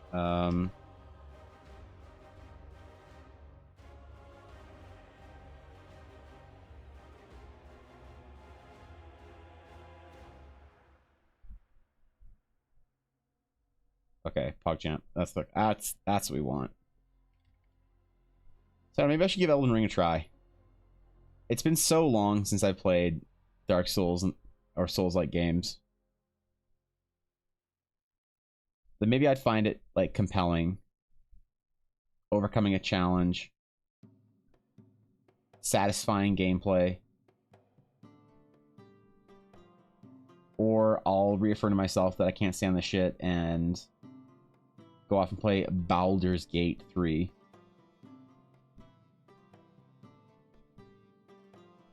Wait, that's supposed to be pants, not ghoul. I forgot which parts of this ghoul are supposed to be ghoul and which are supposed to be pants. Honestly, the greatest and worst raids, it did. Honestly, From Software has come very far away from Dark Souls 1 in terms of playability. The play will be Dapper, the Dapper Diaper. Come on, man. Can't we be something cool like, I don't know, the dragon layers or something? Or I don't know. I don't want to be an old man with a dumb face in a diaper.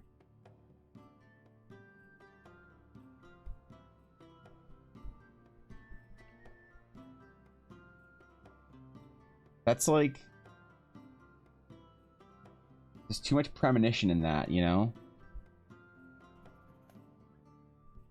I don't like it.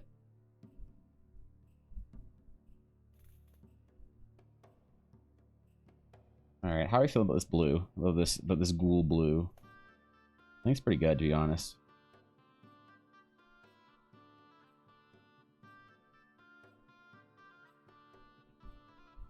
We can't make him look wet because my like initial thought with ghouls and undead is to always make them look kind of like squishy, not crunchy. Need some makeup. Oh, okay, got it. That'll help. You play Elden Ring with me. Bizzle told me to invite you. AFK was making lunch to play Elden Ring. How much is Elden Ring? Hold on. So I need to buy Baldur's Gate soon. I'm starting Steam.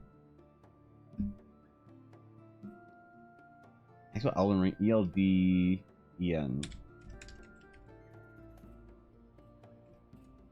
ELDEN.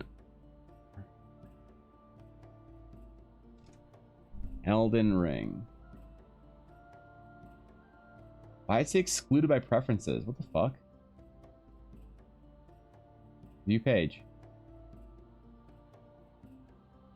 Come on, man. It's still full price. It's still, you want me to pay, 106 Canadian for Elden Ring? I'm gonna pay $106 for the deluxe edition so I can get the cool cosmetics and microtransactions. Online PvP, co-op, Steam achievements, controller support. Who's the controller? What the fuck? 10 out of 10, put a ring on it, IGN. Well, if IGN likes it, I'm gonna hate it. Oh man. What are the reviews? First time with a Dark Souls type game and loving it. That's a great part of it. That's the great part of Elden Ring. You don't have to be this awesome Souls veteran to be able to enjoy the game. Yeah, it was helpful, I guess. You can wait, you can get a hug from a woman? Wait, hug from woman in game? In game? All right. That's pretty damn. Okay. Maybe this is a game we should play. All right. God, wait, why is Jedi Survivor $90? Is this game actually $90? The base edition of this game is $90.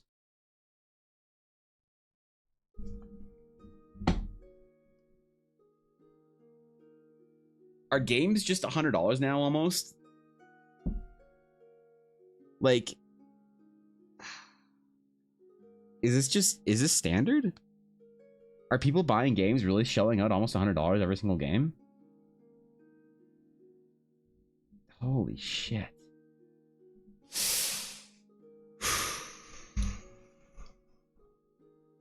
Okay. Okay, got it. Thanks, Joe. They have girls you can actually talk to? Game changer? Really? Subathon to raise funds for Elden Ring? Oh no. I need a game that Ella can watch me play, because she's not going to be able to use her hands for or her right hand for 6 weeks, somewhere along that. I told her I would play a game or something that she could pay attention to and like watch.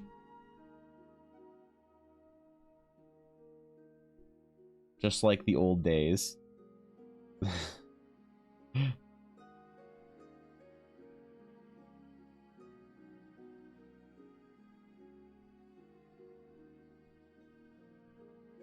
When your girlfriend would sit there on the couch and watch you play a video game, man. Remember when you were like in high school or whatever, or like college, and you'd be playing a video game and your girlfriend's just like sitting there on the other couch watching you, and she's like, "Hey, do you want some food or something?" And you're like, "What?" She's like, "Yeah, I'm gonna go like make you like you look hungry. You haven't eaten in a while. Do you want some food or some shit?" And you're like, I don't know, maybe. And she's like, "How would I go out and I get some hot dogs and I barbecue them for us, and I'll get you a Slurpee while I'm out." Cool. And you're like, "Okay." And she's like, "Just don't do anything like important story while I'm gone." You're like, "All right." Remember in high school whenever those were the days, man. Those common experience, right? There's a way to get the games cheaper. It's included in Play Pass Pro, so it's like $15 for a month, and it takes a weekend to beat. What is Play Pass Pro? Is that Steam's Game Pass? Play Pass Pro. Wait.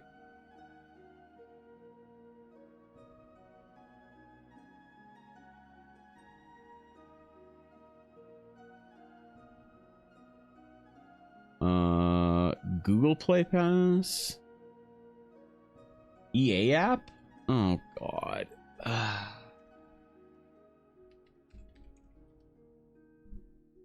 Oh god. I have to give EA more money. Join now for $4.99 a month. Cancel anytime. Member benefits. What do I get as a member? Game trials, member rewards, the playlist, and a 10% discount. I can get a Fatal Friend Melee Takedown, available starting November 19th. EA Play Weekend Pack. The Yard Welcome Vanity Set. Wow. Oh, I can get a bag.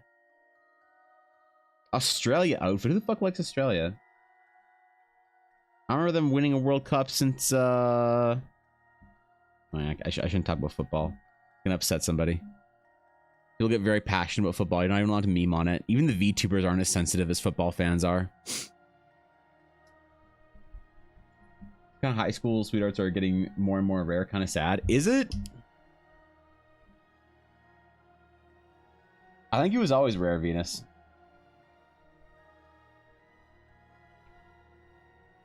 People are always like absolutely shocked to find out that Ella and I were like high school, whatever. What, Yuna?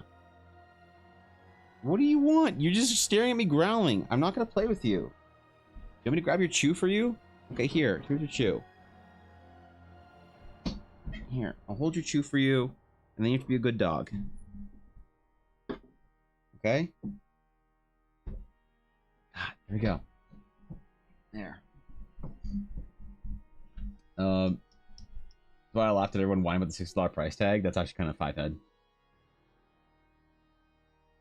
My high school sweetheart was the best. Then again, I was homeschooled. Yeah, your mom was fantastic. You were homeschooled, Dave? That explains so much. That explains so many things. Questions, ponderings. It just... sense is being made everywhere now. For I too was homeschooled for a portion of my life.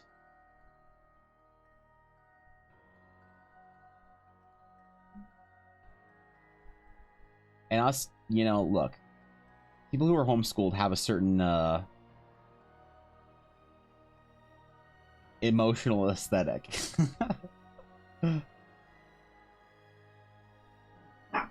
What, Yuna? Why, Goblin?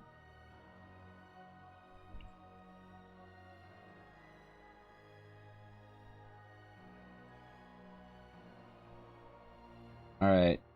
How are you feeling about this so far? I think I'm kind of digging him, to be honest. He is big angry. Yeah, she's I don't know why she's, dude, it's like I need to hold the chew just perfectly for her. Come here. Come here. Oh, come here. Come here. Why you need me to hold the chew so just perfectly for you? Can you be a good girl today? Gross. Me a good girl today? You think so? You want your chew back? Alright. I'll let you have it. Alright. There you go. Okay. She's happy. She's happy. Yeah, when you're a homeschool man, you have a certain vibe. People understand things.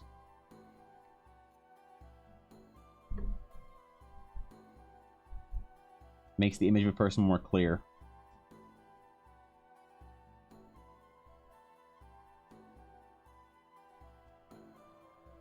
I think I'm gonna homeschool my kids, to be honest. You know? Keep them out of all the bad stuff that comes with the school system. Keep them away from all the bad influences. Get them on good games early.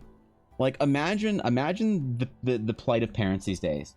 Imagine you are like your average working class parents. You do your best for your kids, and you come home one day and your kids are like, "Hey mom, can I have $50?" And you're like, "Why?"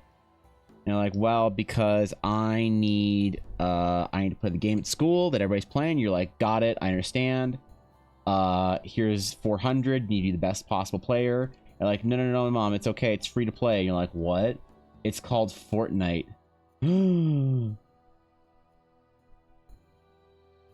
Like, if your kid comes home and says, "Hey, look, mom, dad, I found this game. It's called EverQuest, World of Warcraft, Star Wars: The Old Republic." Like, they want to play an MMO. You're like, "Okay, son. You know, got it." But what if they're Fortnite players? Your high school sweetheart was homeschooled. How does that one work? How does that one work? Now I'm confused. I don't have a good food and also the knowledge of how to grow potatoes. True. What do you actually learn in schools now that you can't learn from the internet? What reason is there to go to school and do the whole school program when you can just, you know, you can just teach me how to be good at games at home? It's like, all right, Timmy, you're gonna be a Counter-Strike CS:GO streamer. But mom, I want to play Overwatch. No. You want to have more than 4 viewers? Okay. I'll play Call of Duty. No. They're already subbed to Nick Merckx and Tim the Tatman. Okay.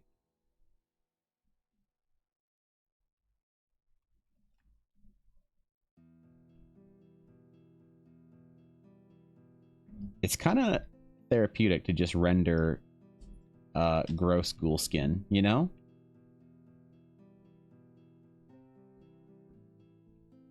There's something nice about it. It's kind of cozy. Phone battery low? Alright, Venus. Good luck. Good luck with your work tonight, with your oils, with your easel.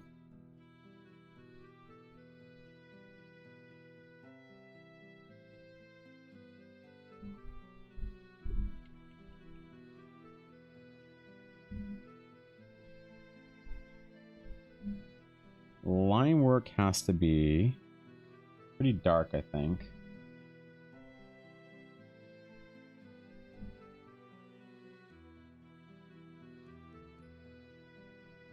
Maybe darker than this.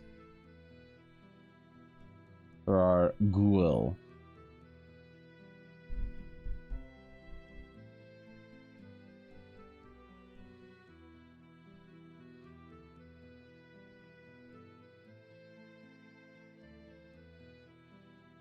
Oops. Okay. Let's save our progress we have right now. Because I've been bad about saving my work recently. And I lost some stuff yesterday night that I was working on. So that was cool.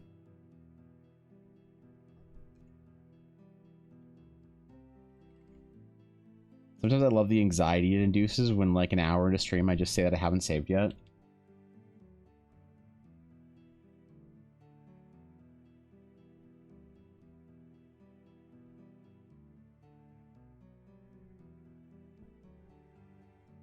Okay. Okay.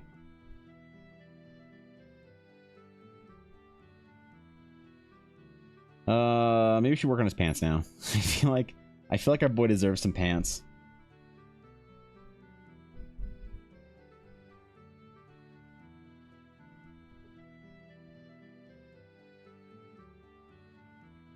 Or we do all of our highlighting and stuff. Give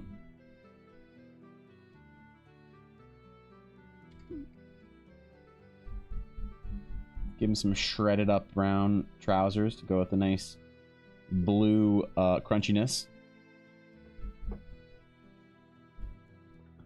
Found him at a youth group? Oh shit. It's kind of sweet, actually. I like that. That's good, man. A youth group. I suppose it's important if you're homeschooled to do like social things like that. You don't want your kid growing up all weird and isolated. So that makes sense, actually. Youth group, though.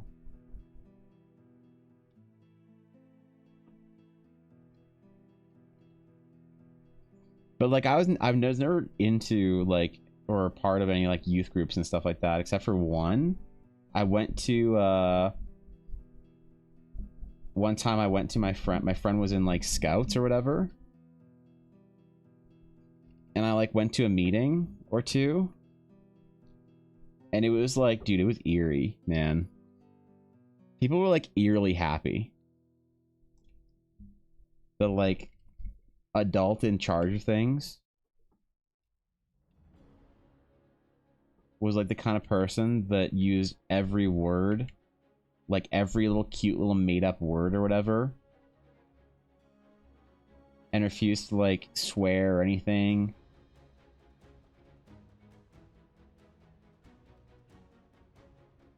And they gave me like pretty creepo vibes, but everybody liked them, so I don't know, maybe it was okay.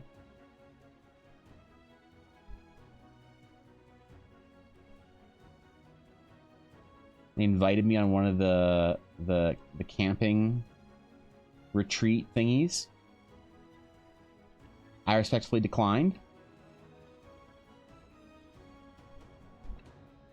The only thing that was like somewhat redeeming about it was the girl I was into at the time was like part of that group, so I was like kind of contemplating joining it. But it's like, girl you're into, or more time to play World of Warcraft, right?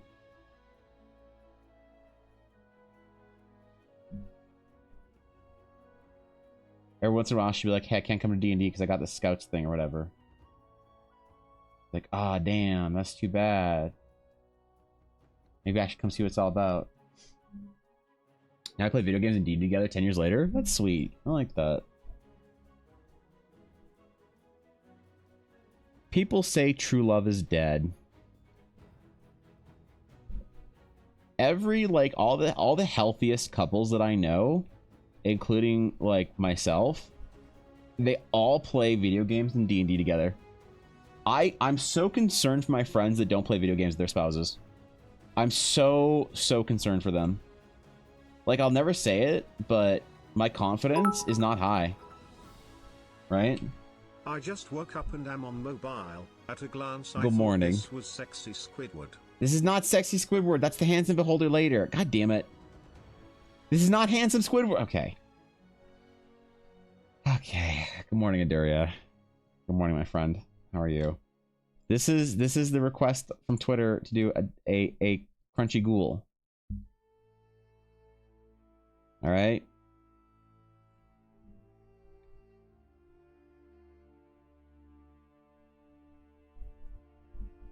I have to honor the request.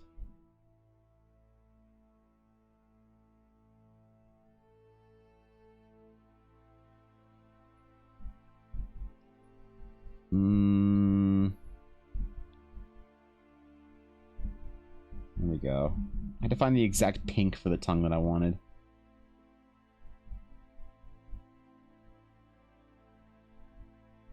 Difficult challenge as an artist, but we must persevere.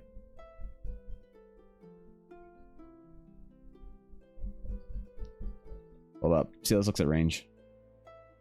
Oh, that's not bad. That's actually pretty good. So much of the rendering doesn't actually matter. It's more or less for me right now. So like a lot of it just like, it's like, is there good contrast? Yes or no?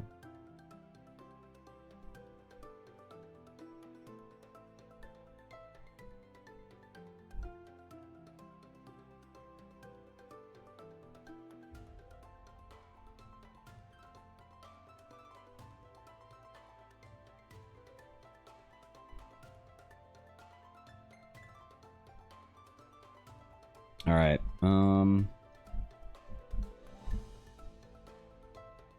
Well, there of other super dark areas. So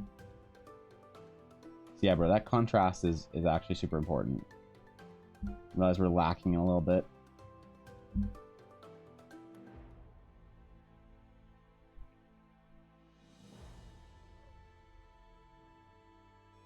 Yuna, what? What? Why growls? I'm holding it for you. God. Has anybody ever met a more demanding dog?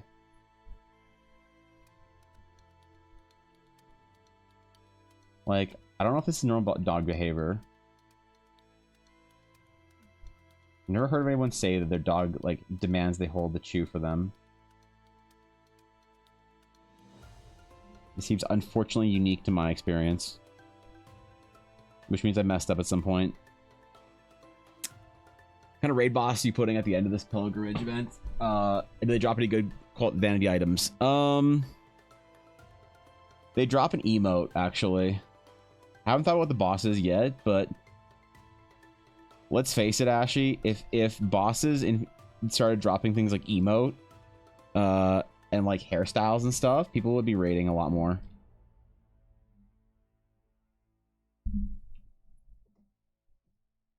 So haven't thought about the specifics yet, but it's getting there. Don't you worry. I'll figure it out.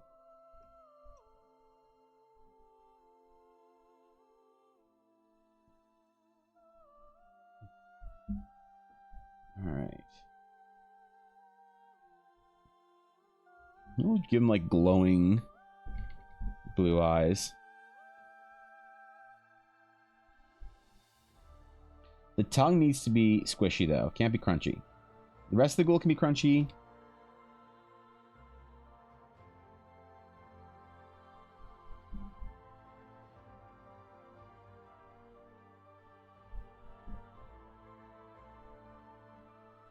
But not the tongue. Tongue needs to be fleshy.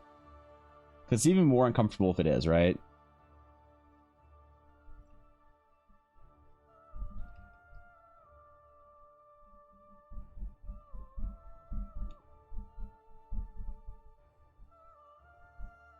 Little highlights on it. Ew.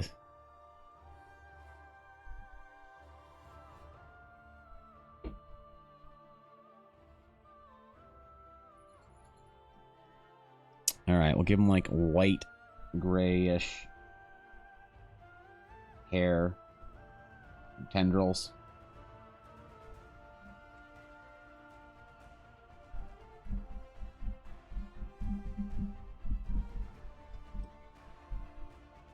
You know, he hasn't conditioned in a long time. It's fine. Hard being a ghoul. Probably did the exact same thing. She'd drop it in my lap, and if she successfully got it free, she'd drop it back in my lap for continued holding, like very expectantly. God damn it. This just happens now because Yuna throws it at me. She'll throw it at my feet. I'm not sure if you can hear it banging right now, but she is currently throwing it at my feet and computer chair. I worry that it's loud on stream sometimes, but then no one complains, so I try and just pretend like it you know, didn't happen. Ignore it. Maybe she'll go away. She never does, though. Didn't work for Ella, didn't work for Yuna. Had to hold her chew toy for like an hour until she's big and smart enough to hold it herself with both paws. Oh, Yuna can hold it with both paws. She just doesn't want to. She just much prefers if I'm holding it for her.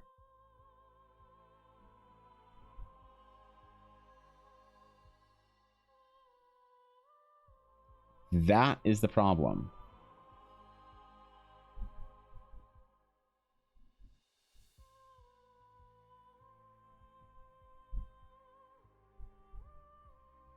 All right.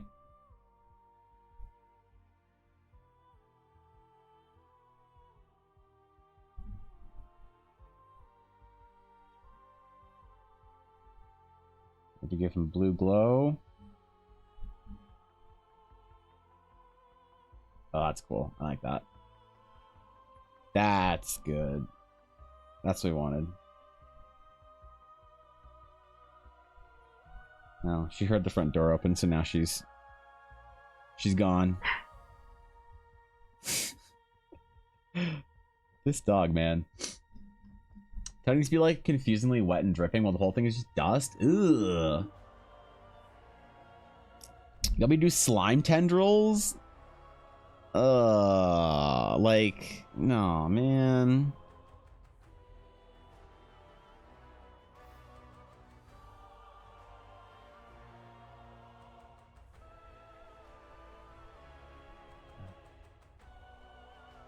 Ugh, God, why?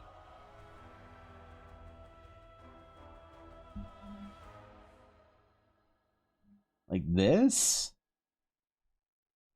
That's what you want?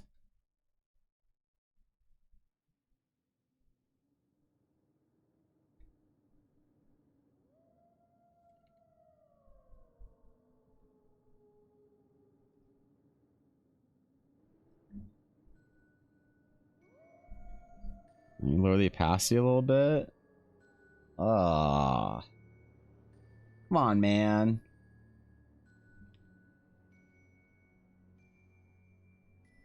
The whole thing's dried out and dusty, and then you want the tongue to be all slippery? We don't hear Una, we usually hear if you point it out, so I'll never complain about the EBA mascot dog. God damn it. You can complain about her a little bit. Nobody does. Maybe people do complain about Una. It's just I never hear it because as soon as somebody says something, the mods like ban them immediately, delete the chat, clear it out, then repopulate it with like the previous chat so I don't notice. It all happens in like under half of a millisecond.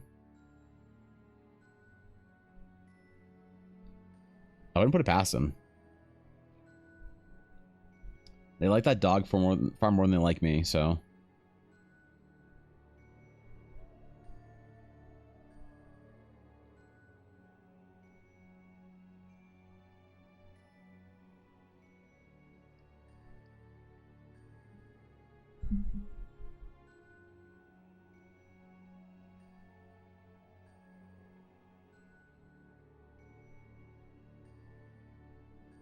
All right.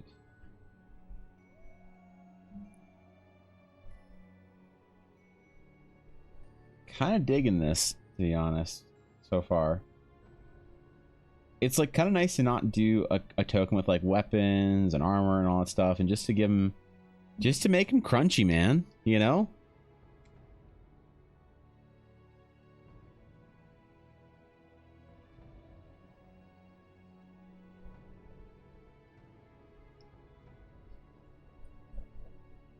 Color in some of our liner before we do our finishes.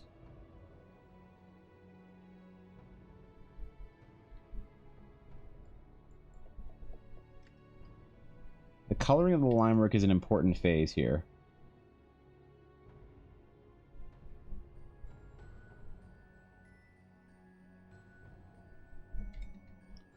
One that is not lost on me.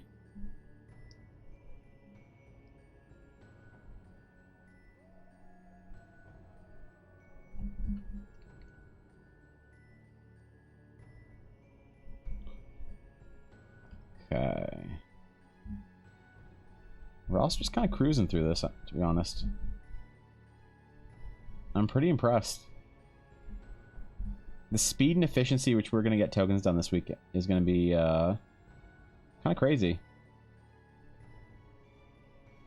We'll see how many we get through before Friday.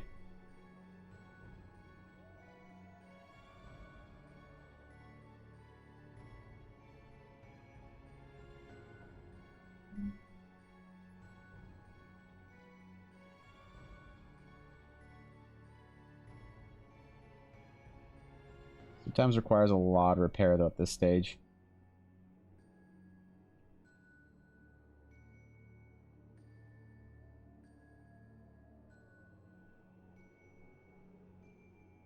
That's okay.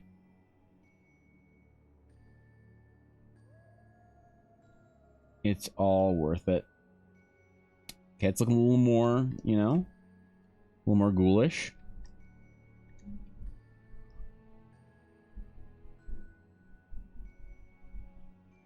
And we have a couple of cheaty pants layers we can use to sell the monster a little bit better.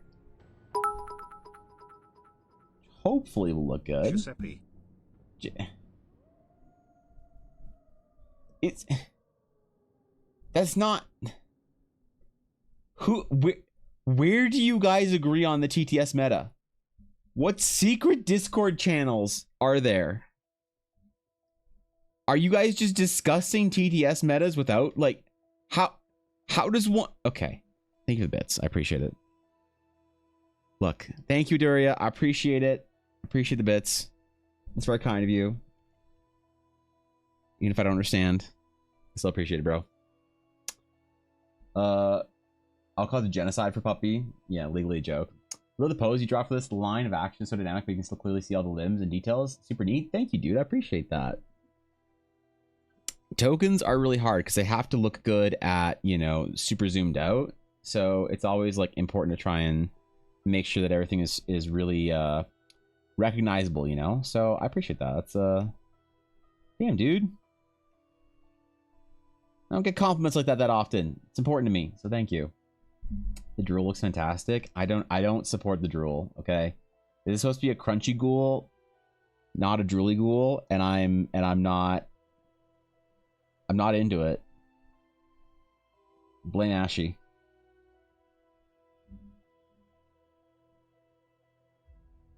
We need a different brush. We have to give it some highlights, even if he is pretty dusty and crusty.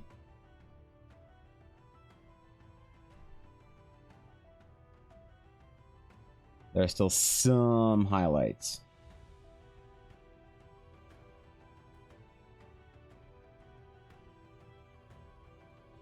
All right, so now we have another layer here. We're gonna call this our cheaty pants layer, or cheaty pants color, because this layer is going to be an overlay layer.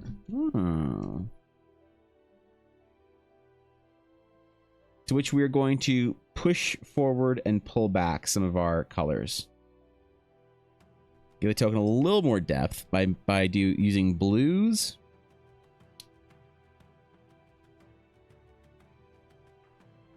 And oranges. And reds.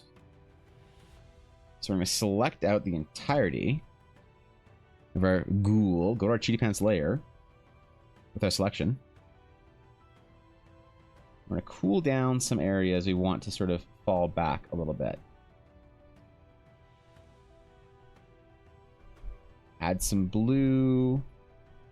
When you're cooling down blue, it does get a little bit blue. So I've been thinking about the saturation a little bit this entire time.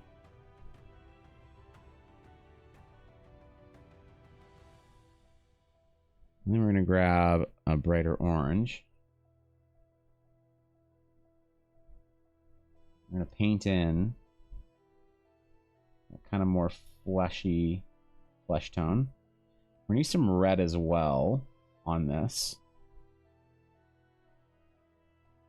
To imply a little bit of blood underneath the surface of the skin in some places. Like in the ears.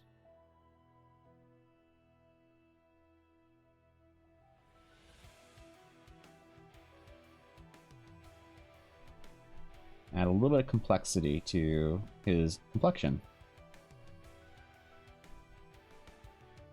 Because remember, we don't need to paint this so that it looks like a masterpiece. We need to paint it so it looks good at a certain range.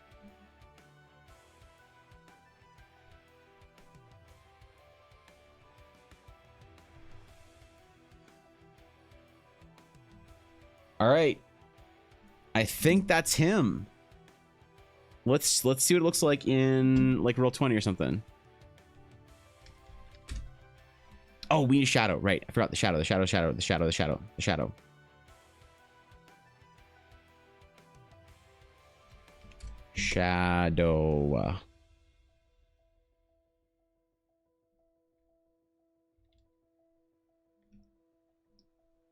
Wait. I know. Okay. Thought I messed something up. We're good.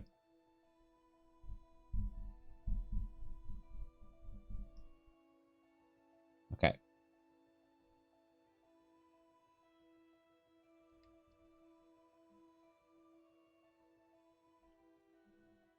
Oh, fuck. That's not on the shadow layer. Ugh. Okay. Now we're on the shadow layer.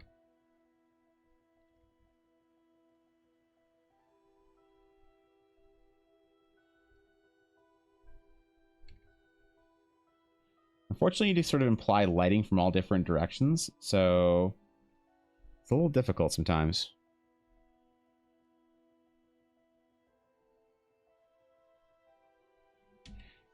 All right, let's try it. Let's try it. We're going to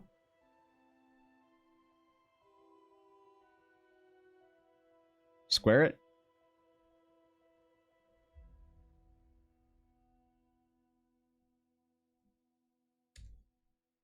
Clip it out. We're going to save it as, let's do new folder. It's called token requests. Ghoul. Save it as a PNG.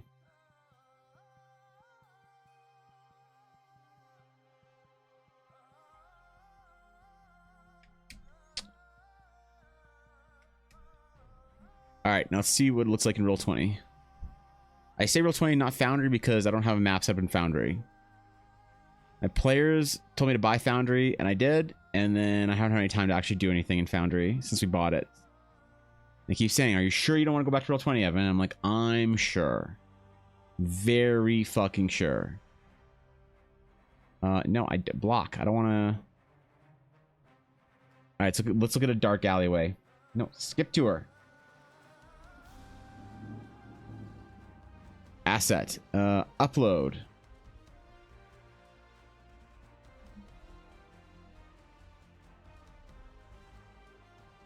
We'll see if it uploads. Oh, it did. Let's add to the game. Please. There we go. All right, there he is. Look at our ghoul. Right next to our Ella. Damn. That's a ghouly boy. Stop it, Roll20. I think it looks good. You know? Gets the point across. Alright. Let's post it for our discerning requester. Where was I going? Here, Twitter. Show more replies. Where was it? There we go. We're going to reply to this with our token request. Here you go. Ooh. You go. Chat wanted everything dusty or crunchy besides the tongue. Sorry. All right. There it is. The first one. The token will be available in Discord as well. Let me put it into the guild library.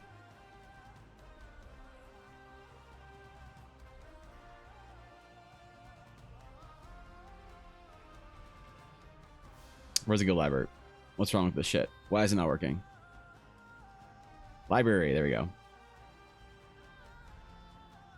Upload a file. Request it. Token. Request. Number. I'm gonna say number 1, I guess. Yeah. Dusty Ghoul. All right, there he is. There he is. Drippy tongues are preferred. Why though? Tokens look up. Wait, what are they supposed to look up at? I'm confused. There he is. Dusty Ghoul number 1. All right, what else we have? We have many requests on this thread. What should we work on next? So we have town guards, a questionably hot beholder, a cat girl maid, dragon eggs, bandits, mechanical animals, and we have our ghoul done. Oh God, what would dragon eggs look like? I mean, I could just post the wyvern eggs that I've done, and Steph wouldn't know. I could just scam. I could scam Steph, but I shouldn't, right? Mechanical animal sounds interesting. I don't. Okay, how do you do it where it doesn't feel like it's just automatically sci-fi? How does one mechanical animal without it feeling? I wouldn't know. See, even Steph, she wouldn't know. Probably have your wyvern egg somewhere. Dragon egg versus wyvern egg. Probably a lot bigger. A lot more. We could do a dragon egg. Dragon egg wouldn't be too long. Remember, I do have to go early today because the whole taking L to the hospital thing. We could do the dragon egg.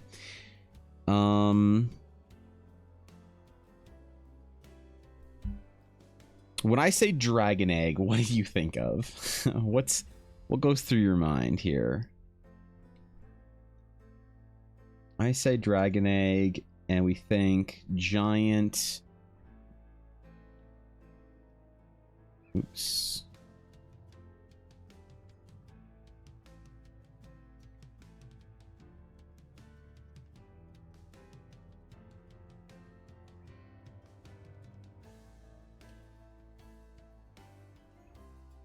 Giant fiery egg.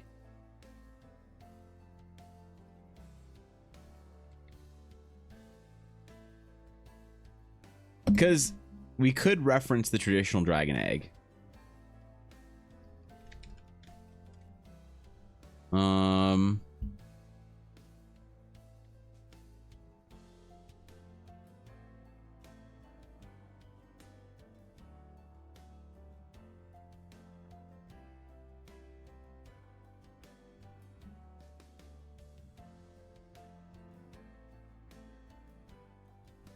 Okay, how do we feel about this for our dragon egg? Put it in some, I don't know, some hay.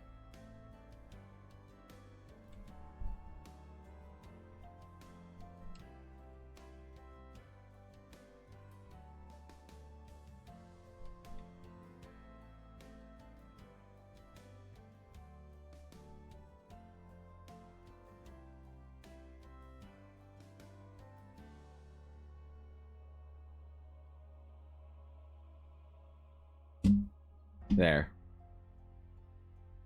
I just realized the music from my D&D game was playing as well.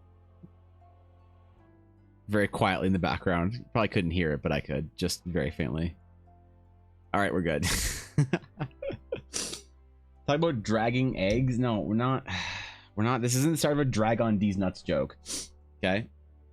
Mech animal maybe has cogs and gears rather than clean metal to keep it from looking sci-fi. But that's just like kind of steampunky, you know? Like, do you have to do, I don't know, how do you make tech and machinery? I guess like maybe like more like an automaton. Holy shit. All right. So currently we have this for our Dragon Egg concept. We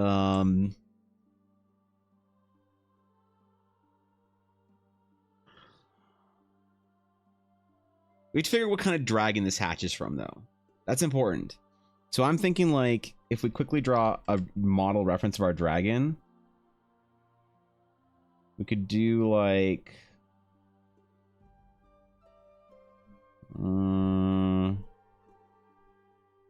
dragons have wings, right? So, and they're dragons, not wyverns, so they have arms in addition to wings. These. Yeah, so that's about what, oh, 36. That's so close to 100. So that's copyright infringement. I swear to God, every time I have an original idea. All right, fine.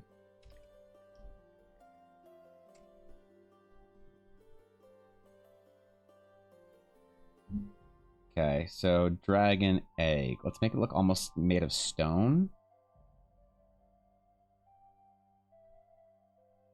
So what qualities, when you think of a dragon egg, do you think are particularly unique to it being a dragon egg?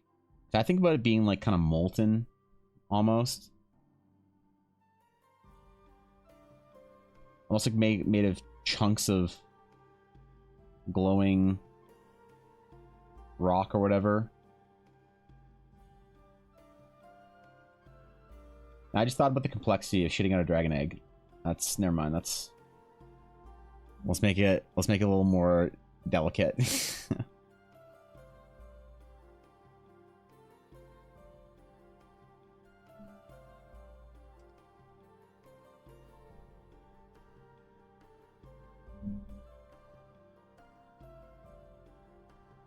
Okay.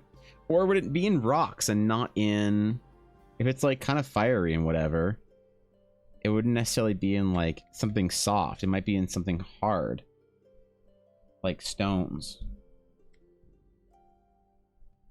Little pebbly boulder thingies.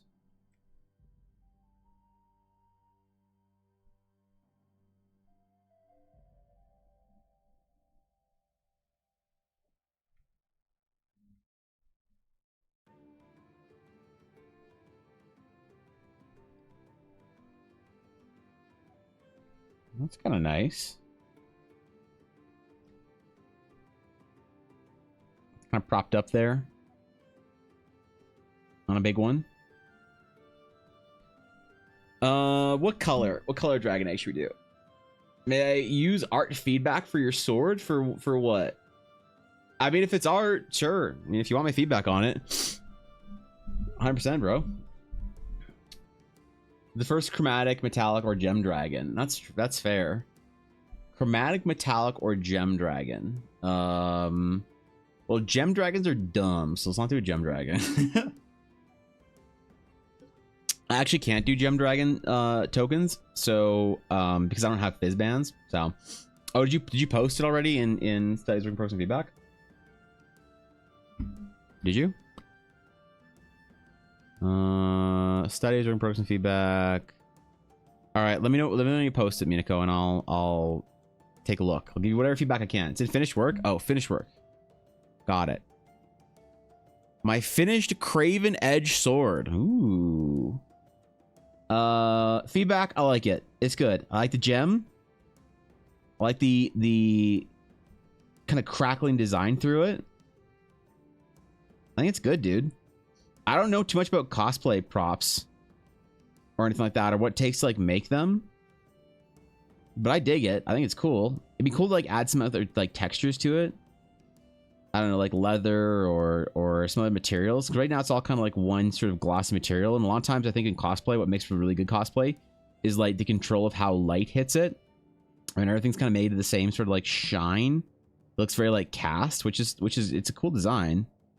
Yeah, I don't know, like using some like maybe like some way to treat the gem to like polish it up a little bit more, or treat some of the blade to polish it up. I like it, dude. It's good. This is cool. That's PogChamp. I wish I knew more about cosplay to like, I don't know, give any like meaningful feedback, but I hope there's something useful in there. But that's cool, dude. Craven Edge, is that a, where do I feel like I know Craven Edge? Is that like Grog Sword or whatever? That is, okay, that is Critical Role thing. Yeah. That is Grog Sword. Okay. Oh yeah, so there's like wrappings and stuff in there. You could try like messing with some of the other materials, like wrapping the fabric or something like that. I think it looks cool though. It's a dope design. Gold? You want a gold dragon?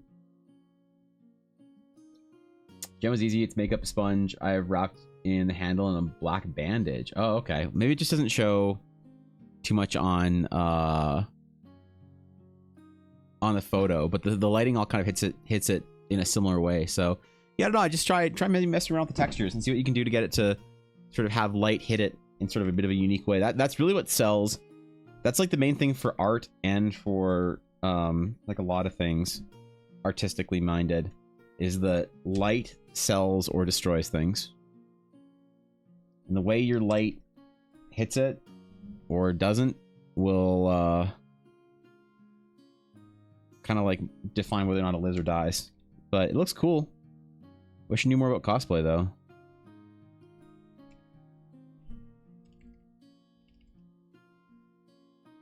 I don't think I've ever really been that like deep into cosplay to know anything about it.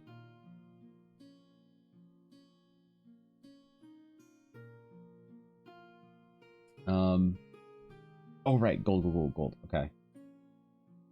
What like did traditionally in like normie D&D? What is gold dragon? What are they? What kind of breath attack do they have?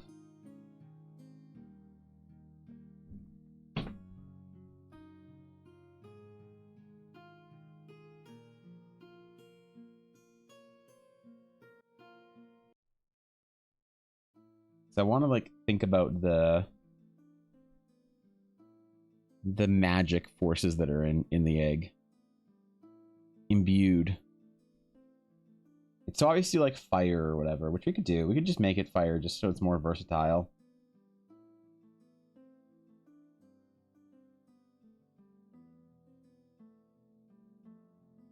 So I think the point of these tokens is that stuff that people can use in their games. So we should just go with the most versatile thing that we can think of.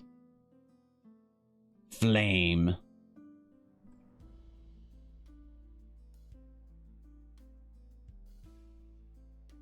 The Golks talked about the gold the other day, how you were practicing with colors. Oh shit, that's right.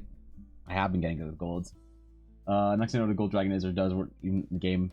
I mean, it is, the metallics are people's favorite in game. I don't have metallic dragons or anything like that in my world. I think that it's for me, dragons aren't something that can be brooded like easily. You can't just have like, oh, here are the gold dragons, here are the blue dragons. For me, dragons are individuals in my game. So when you meet a dragon, you meet a dragon. And the dragons all have uniquely magical properties to them.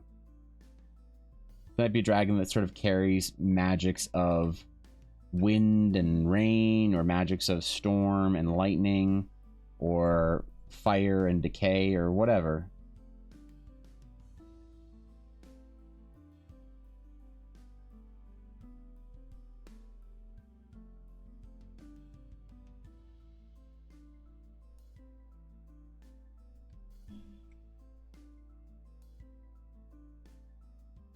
But I don't like the idea that dragons are just sort of pigeonholed to be fire, magically enchanted creatures. Unless you really subscribe to the idea that dragons are natural creatures. But for me, the natural creature is the wyvern. The only difference between the dragon and the wyvern in Teleria is its size. I don't even have the arms differences. Partially because I like the chaos of having wyverns with like 6 legs. 6 arms, legs, and wings. And dragons to be the same. Then somebody always loses their mind trying to tell me that it's not right. And it's actually kind of funny. But yeah, dragons are like large creatures of individual might and power.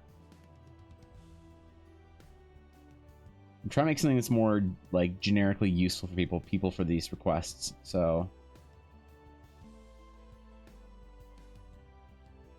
besides, Steph doesn't really like the way I do dragons anyway, so I wouldn't want to make her mad. Just completely anti-EBA dragons, you know? I thought dragons were Star Destroyers. They are Star Destroyers, but I don't have enough money to pay George Lucas or Disney to do a Star Destroyer egg right now. So unfortunately, we'll do that maybe the goal is to try and become wealthy enough in my lifetime that I can buy Star Wars. That's what I want to do. Like, I have this plan, okay? I have this plan to try and befriend Elon Musk, okay? To offer him the promises of a D&D game and be like, hey man, you want to do something with like $20 billion that would be hilarious? As I sit here forever patiently waiting for that stunning dragon print to put on my wall directly within my eye line of sight. Imagine. It is my oh God, please stop. Please stop giving me shit over being late on stuff. Everyone thinks it's fucking funny, but there's so many things that I'm trying to get caught up on. I'm trying to get everything for everyone done. I'm trying so hard, man. The dragon is literally this next project after I finish the ink thing I need to do for my mom. And then it's gonna be dope because the dragon's gonna be my my starting soon, or sorry, my like offline screen. It's gonna be fucking sick. I'm working on it. I'm working on it. I'll get there. Maybe I just don't. Maybe I just say fuck it. No, I need to talk to Elon Musk. I need to see if he wants to spend $20 billion buying the rights for Star Wars from Disney. Like, not even buying Disney or buying Star Wars from Disney, because, like, you know, they already have, like, their lands and stuff. That's fine. That's cool. But just the rights to do some stuff so that we can do some Star Wars shit. I'm gonna buy the rights to Star Wars and Dave Filoni at the same time. Things are natural, and honest to God, if a mad scientist starts a GoFundMe and a bioengineer is gonna drag it into this world, I will put my money into that. It could happen. I'm down.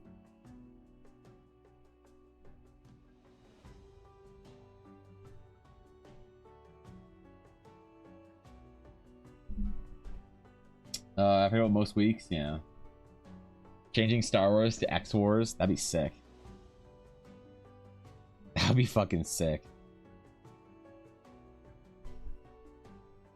Launch a Kowakian monkey lizard into space in SpaceX. I'd be down. Is the Twitter rebrand official, or is it just like a meme that's for like a week or two?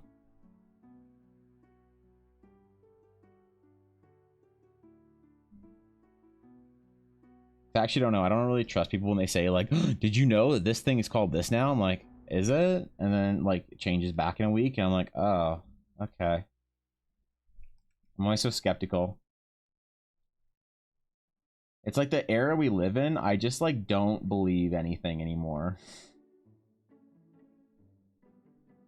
I never get emotionally invested in things because I'm just not ever convinced that it's like happening or not happening.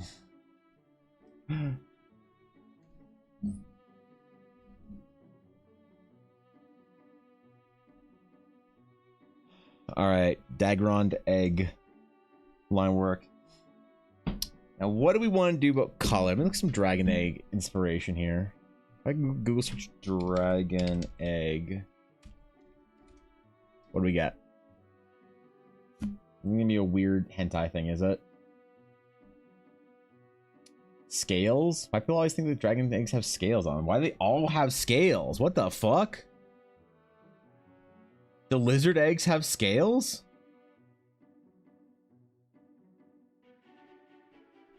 Is this just a thing that I wasn't aware of? That all lizard eggs have scales or some shit?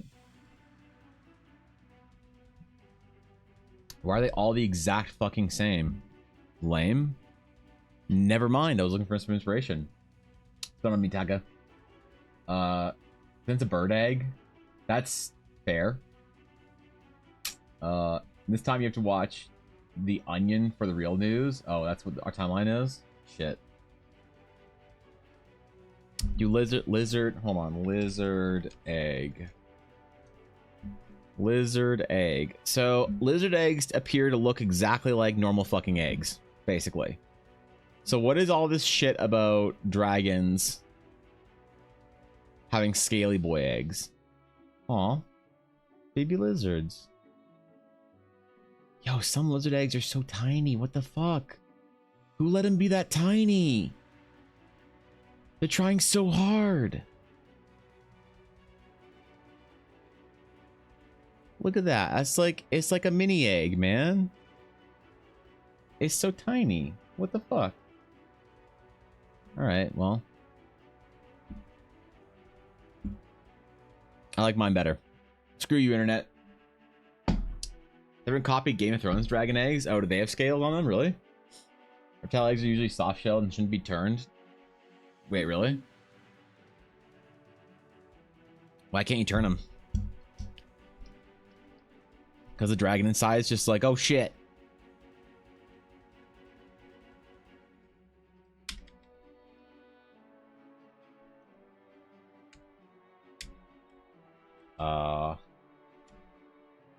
There we go.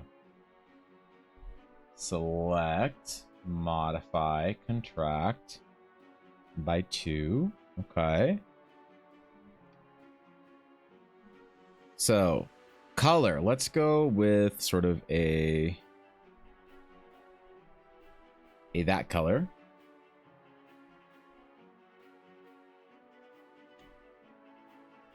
I see we're missing part of it. That's fine.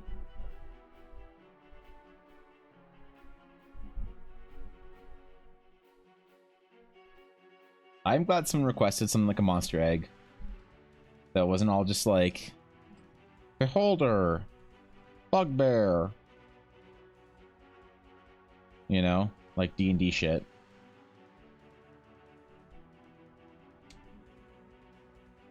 Okay, we'll do our rocks. We'll do like sort of a dark black rock.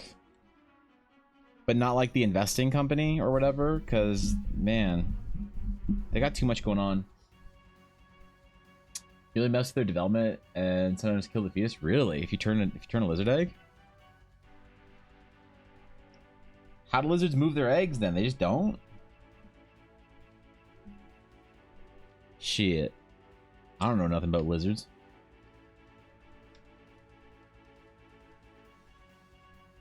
All I know about lizards is the ones running Facebook, but you know, there wasn't had scales. Just read that part in the book. Wait, no? I'm confused.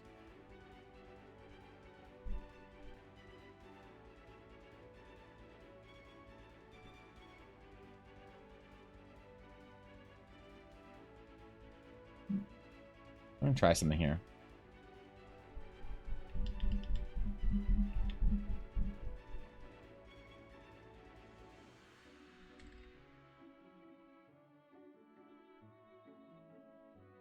So,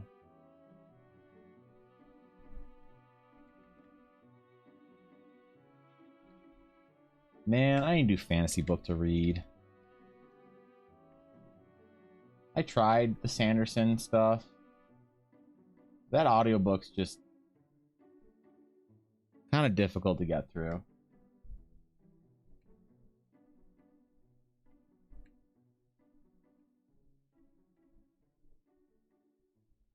I'll try again later, but I'm just not feeling it. I need another fantasy series to inspire me. How about The Priory of Orange Tree? You want to start that one very badly? What is that about? Aragon drag eggs are smooth? What are the original dragon eggs, aren't they? Do a silhouette of the baby dragon inside that? That'd be cool, actually. That'd be fucking dope. That's a great idea. I'll try. I'm not, no promises because that's me really fucking difficult, but I'll try it. That'd be sick as shit. Hell yeah.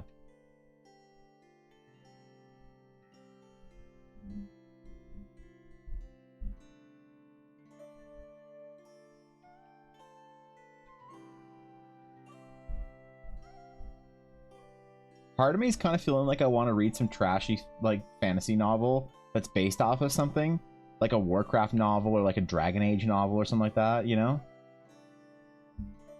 But like, are those ever any good? I've never heard anyone who's like a fantasy nerd be like, oh man, these novels based off this video game were just exquisite.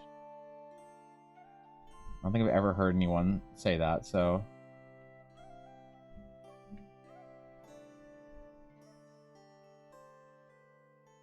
Maybe I'm looking in the wrong place. Cry of the Orange Tree tells the story of a world besieged by fire-breathing worms. On one side of the world despises all dragons and believes that as long as there is a living descendant of their first king of the throne, the dreaded and deadly nameless ones cannot reawaken. Oh shit. I don't know what that is, but that sounds fucking metal, man. The tokens really make me want to play the D&D/TTRPGs again. Thor can get in there. What do you mean? Just go play some D&D, bro.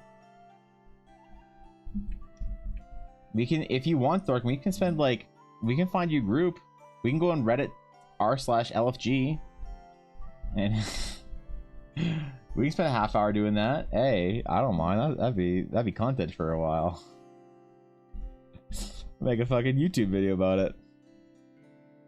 Assassin's Creed books are good. Not pure fantasy though. Yeah, I want some fantasy, man. I want some like, I want like an old, like blind man to like whisper something like mysterious or ominous. You know, I want like a hot elf to say something to like somebody that sounds like magical and shit. You know, I want there to be like a dragon or whatever that I don't know what I want out of dragons, to be honest. So I want some fantasy, you know? How's this looking?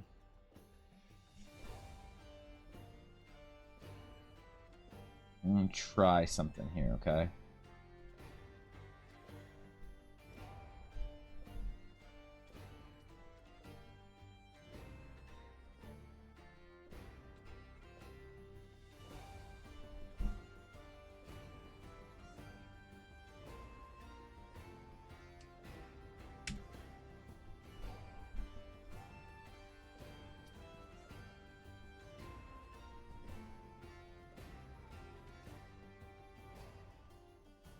Give him a little dragon talon tooth thingy.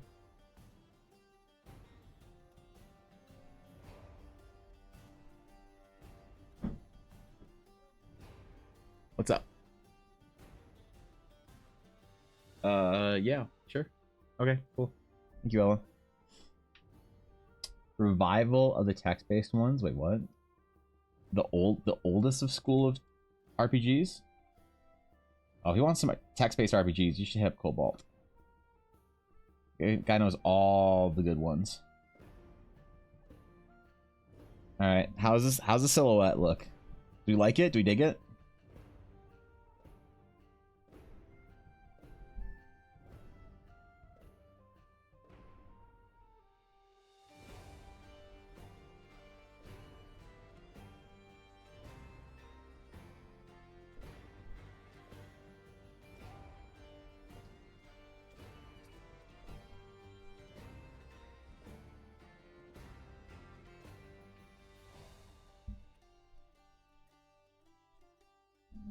It's kind of cool. It's kind of clean. Tail wrapping behind it. I don't want to like show too much because I want to either do the wings or whatever. So the tail would have to like, I don't know, to come like up. I don't really know how to add the tail on.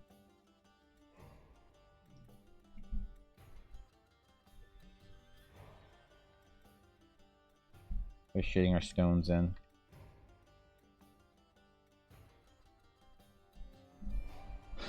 We had a play-by-post game for a while for Context 7. Oh, a play-by-post. Play-by-post is good. I haven't done play-by-post since I was like in high school. Last time I did play-by-post, my friend Yavuz started a one-sided relationship with my character. And eventually I didn't check the post enough. And I guess if you don't check the post often enough, then like actions just go through and the DM like decides what happens. And so I guess we got married. And I was like, bro, why'd you get, why did we get married in game? And he's like, I don't know, man, just thought it'd be cool for, you know. I'm like, cool for what? And he's like, you know, just cool for us to be like bros, but like, you know, like more than bros. I think, damn, okay. So I don't know, man. Last time I played a play-by-post game, I ended up getting married off to a half-orc barbarian. I don't know if I want to do that again.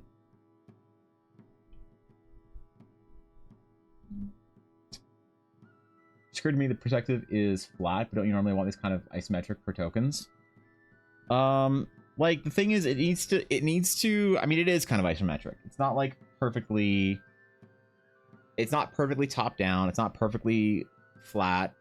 For something like an egg too, like an egg is a difficult. There are certain items like a shield, for instance, or a sword in perspective. The token needs to kind of be sold at more of a like straight on. I mean, like if you look at the ghoul's face is fairly straight on. So the ghoul it's as if he's looking straight up almost, you know, but it makes more sense when you're like looking at it from zoomed out, like as to what it is, right? Like you got to imagine that it's kind of far away. And if you're showing an egg, but you don't have that like kind of nice egg silhouette to it, it's like a little bit difficult to understand what's going on. So that's why it's a little more flat than other tokens. It's like lightings, for instance, is really complicated on tokens. Because lighting, you need to have your dynamic lighting for whatever VTT you're using coming from any direction. So the token needs to look well lit from almost any direction, which is like hard. So little things you have to compromise on. Behind it, oh, man, I don't know how to do that. Besides having it like, if you have the tail going through,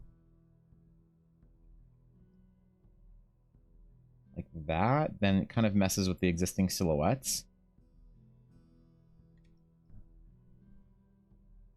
Yeah, I don't really want to mess with the silhouettes, to be honest.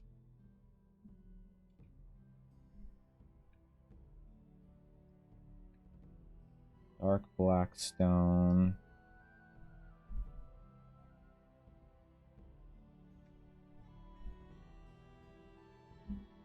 Those rocks are glowing at the cracks. Glowing at the cracks? The rocks are made of fire? I was thinking of doing that for the egg, but I decided against it. We just make the egg like kind of... Well, I want to do some areas that were like brighter, where the egg was like thinner.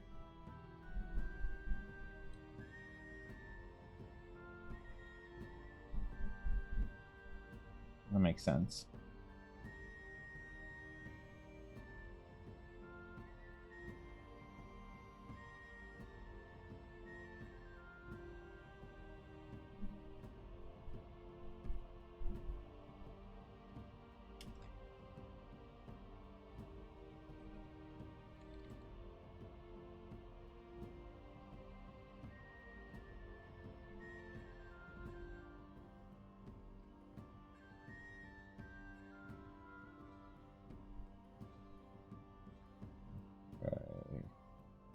It's like kind of implying a fire dragon, but I guess it could be anything just like magically. You could say it's like the red of, I don't know, life or whatever, as opposed to the red of fire. Look, I'm trying to make generic tokens people can use their games. We're going to take some losses here and there.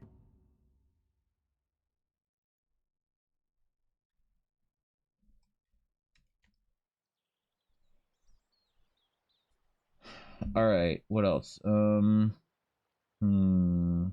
just try dodging the shit out of this real quick. Let me just real quick.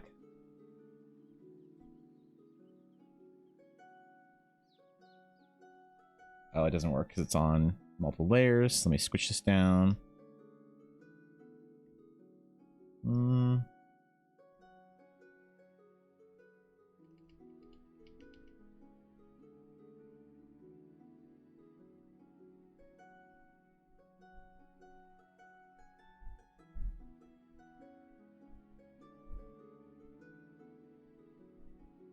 All right.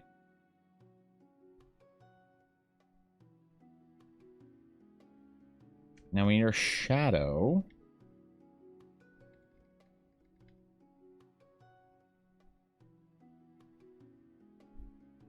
A little shadow. Oh, that's dodging. Oops. Whoops.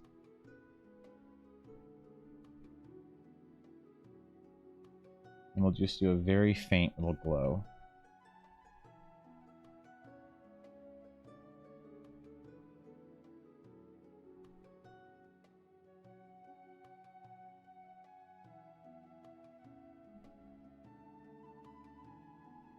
Our line work.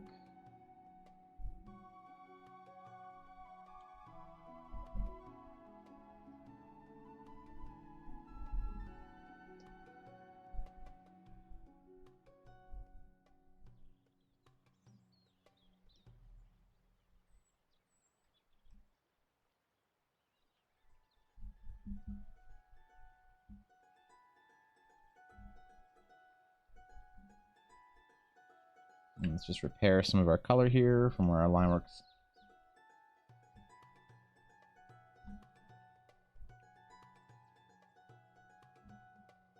There we go. Let's see how it looks in Roll20 real quick. Let's just cross-reference with our Roll20. Save as Dragon Ag.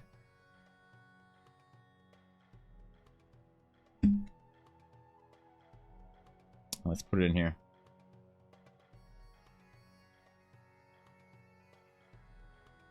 Upload.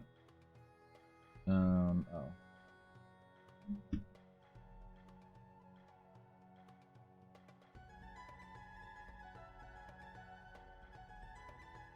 Okay, see how it looks. Good question. Would you consider these tokens good practice? Just looking for a project at the moment. They're fun, but I don't know if they're good practice for much. They're like quick, cute little studies of like material or whatever. So maybe. I suppose if you're just wanting to practice some quick design, some quick painting, quick colors. What? Why no? Oh, there we go. Okay. Okay.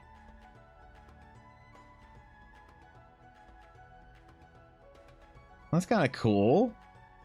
It's a good idea to put the dragon in behind. Ooh. Dagrond. But yeah, you see how it needs to like kind of to be readable at range? It needs to have like, you know. Some people are gonna be real zoomed out on these maps. Some people are gonna be real zoomed in. Alright. Looks good. Let's put it in Discord. In the guild library.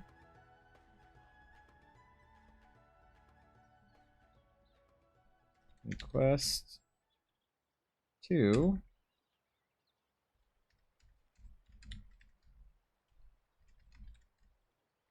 dragon egg. Okay, slightly glowing. And we'll respond to the Twitter post with it. Oops, where's Twitter? Where's X? There it is. Tweet your reply. Dagrond. Reply. All right. Nice. Looks good in game 2. Glad you like it. That looks cool. Be cool to do like we could very easily do like change our like color or whatever. Some of them won't look good, but like purple, you know, like purple looks good. Ugh. Gold kind of looks good. The orange should be like a sand dragon or something. That looks really good actually. Green is not quite there. Yeah. Not all, you can't just like change your hue palette for everything, and it's why this is a good example as to why in some like MMOs you can't have all of your gear just like be whatever color you want, because you can't just change the hue slider and have it look different or whatever. So especially when you're using different colors, you need to paint it in individually, you know, and that is a pain in the ass. Men's play those fantasies in your character.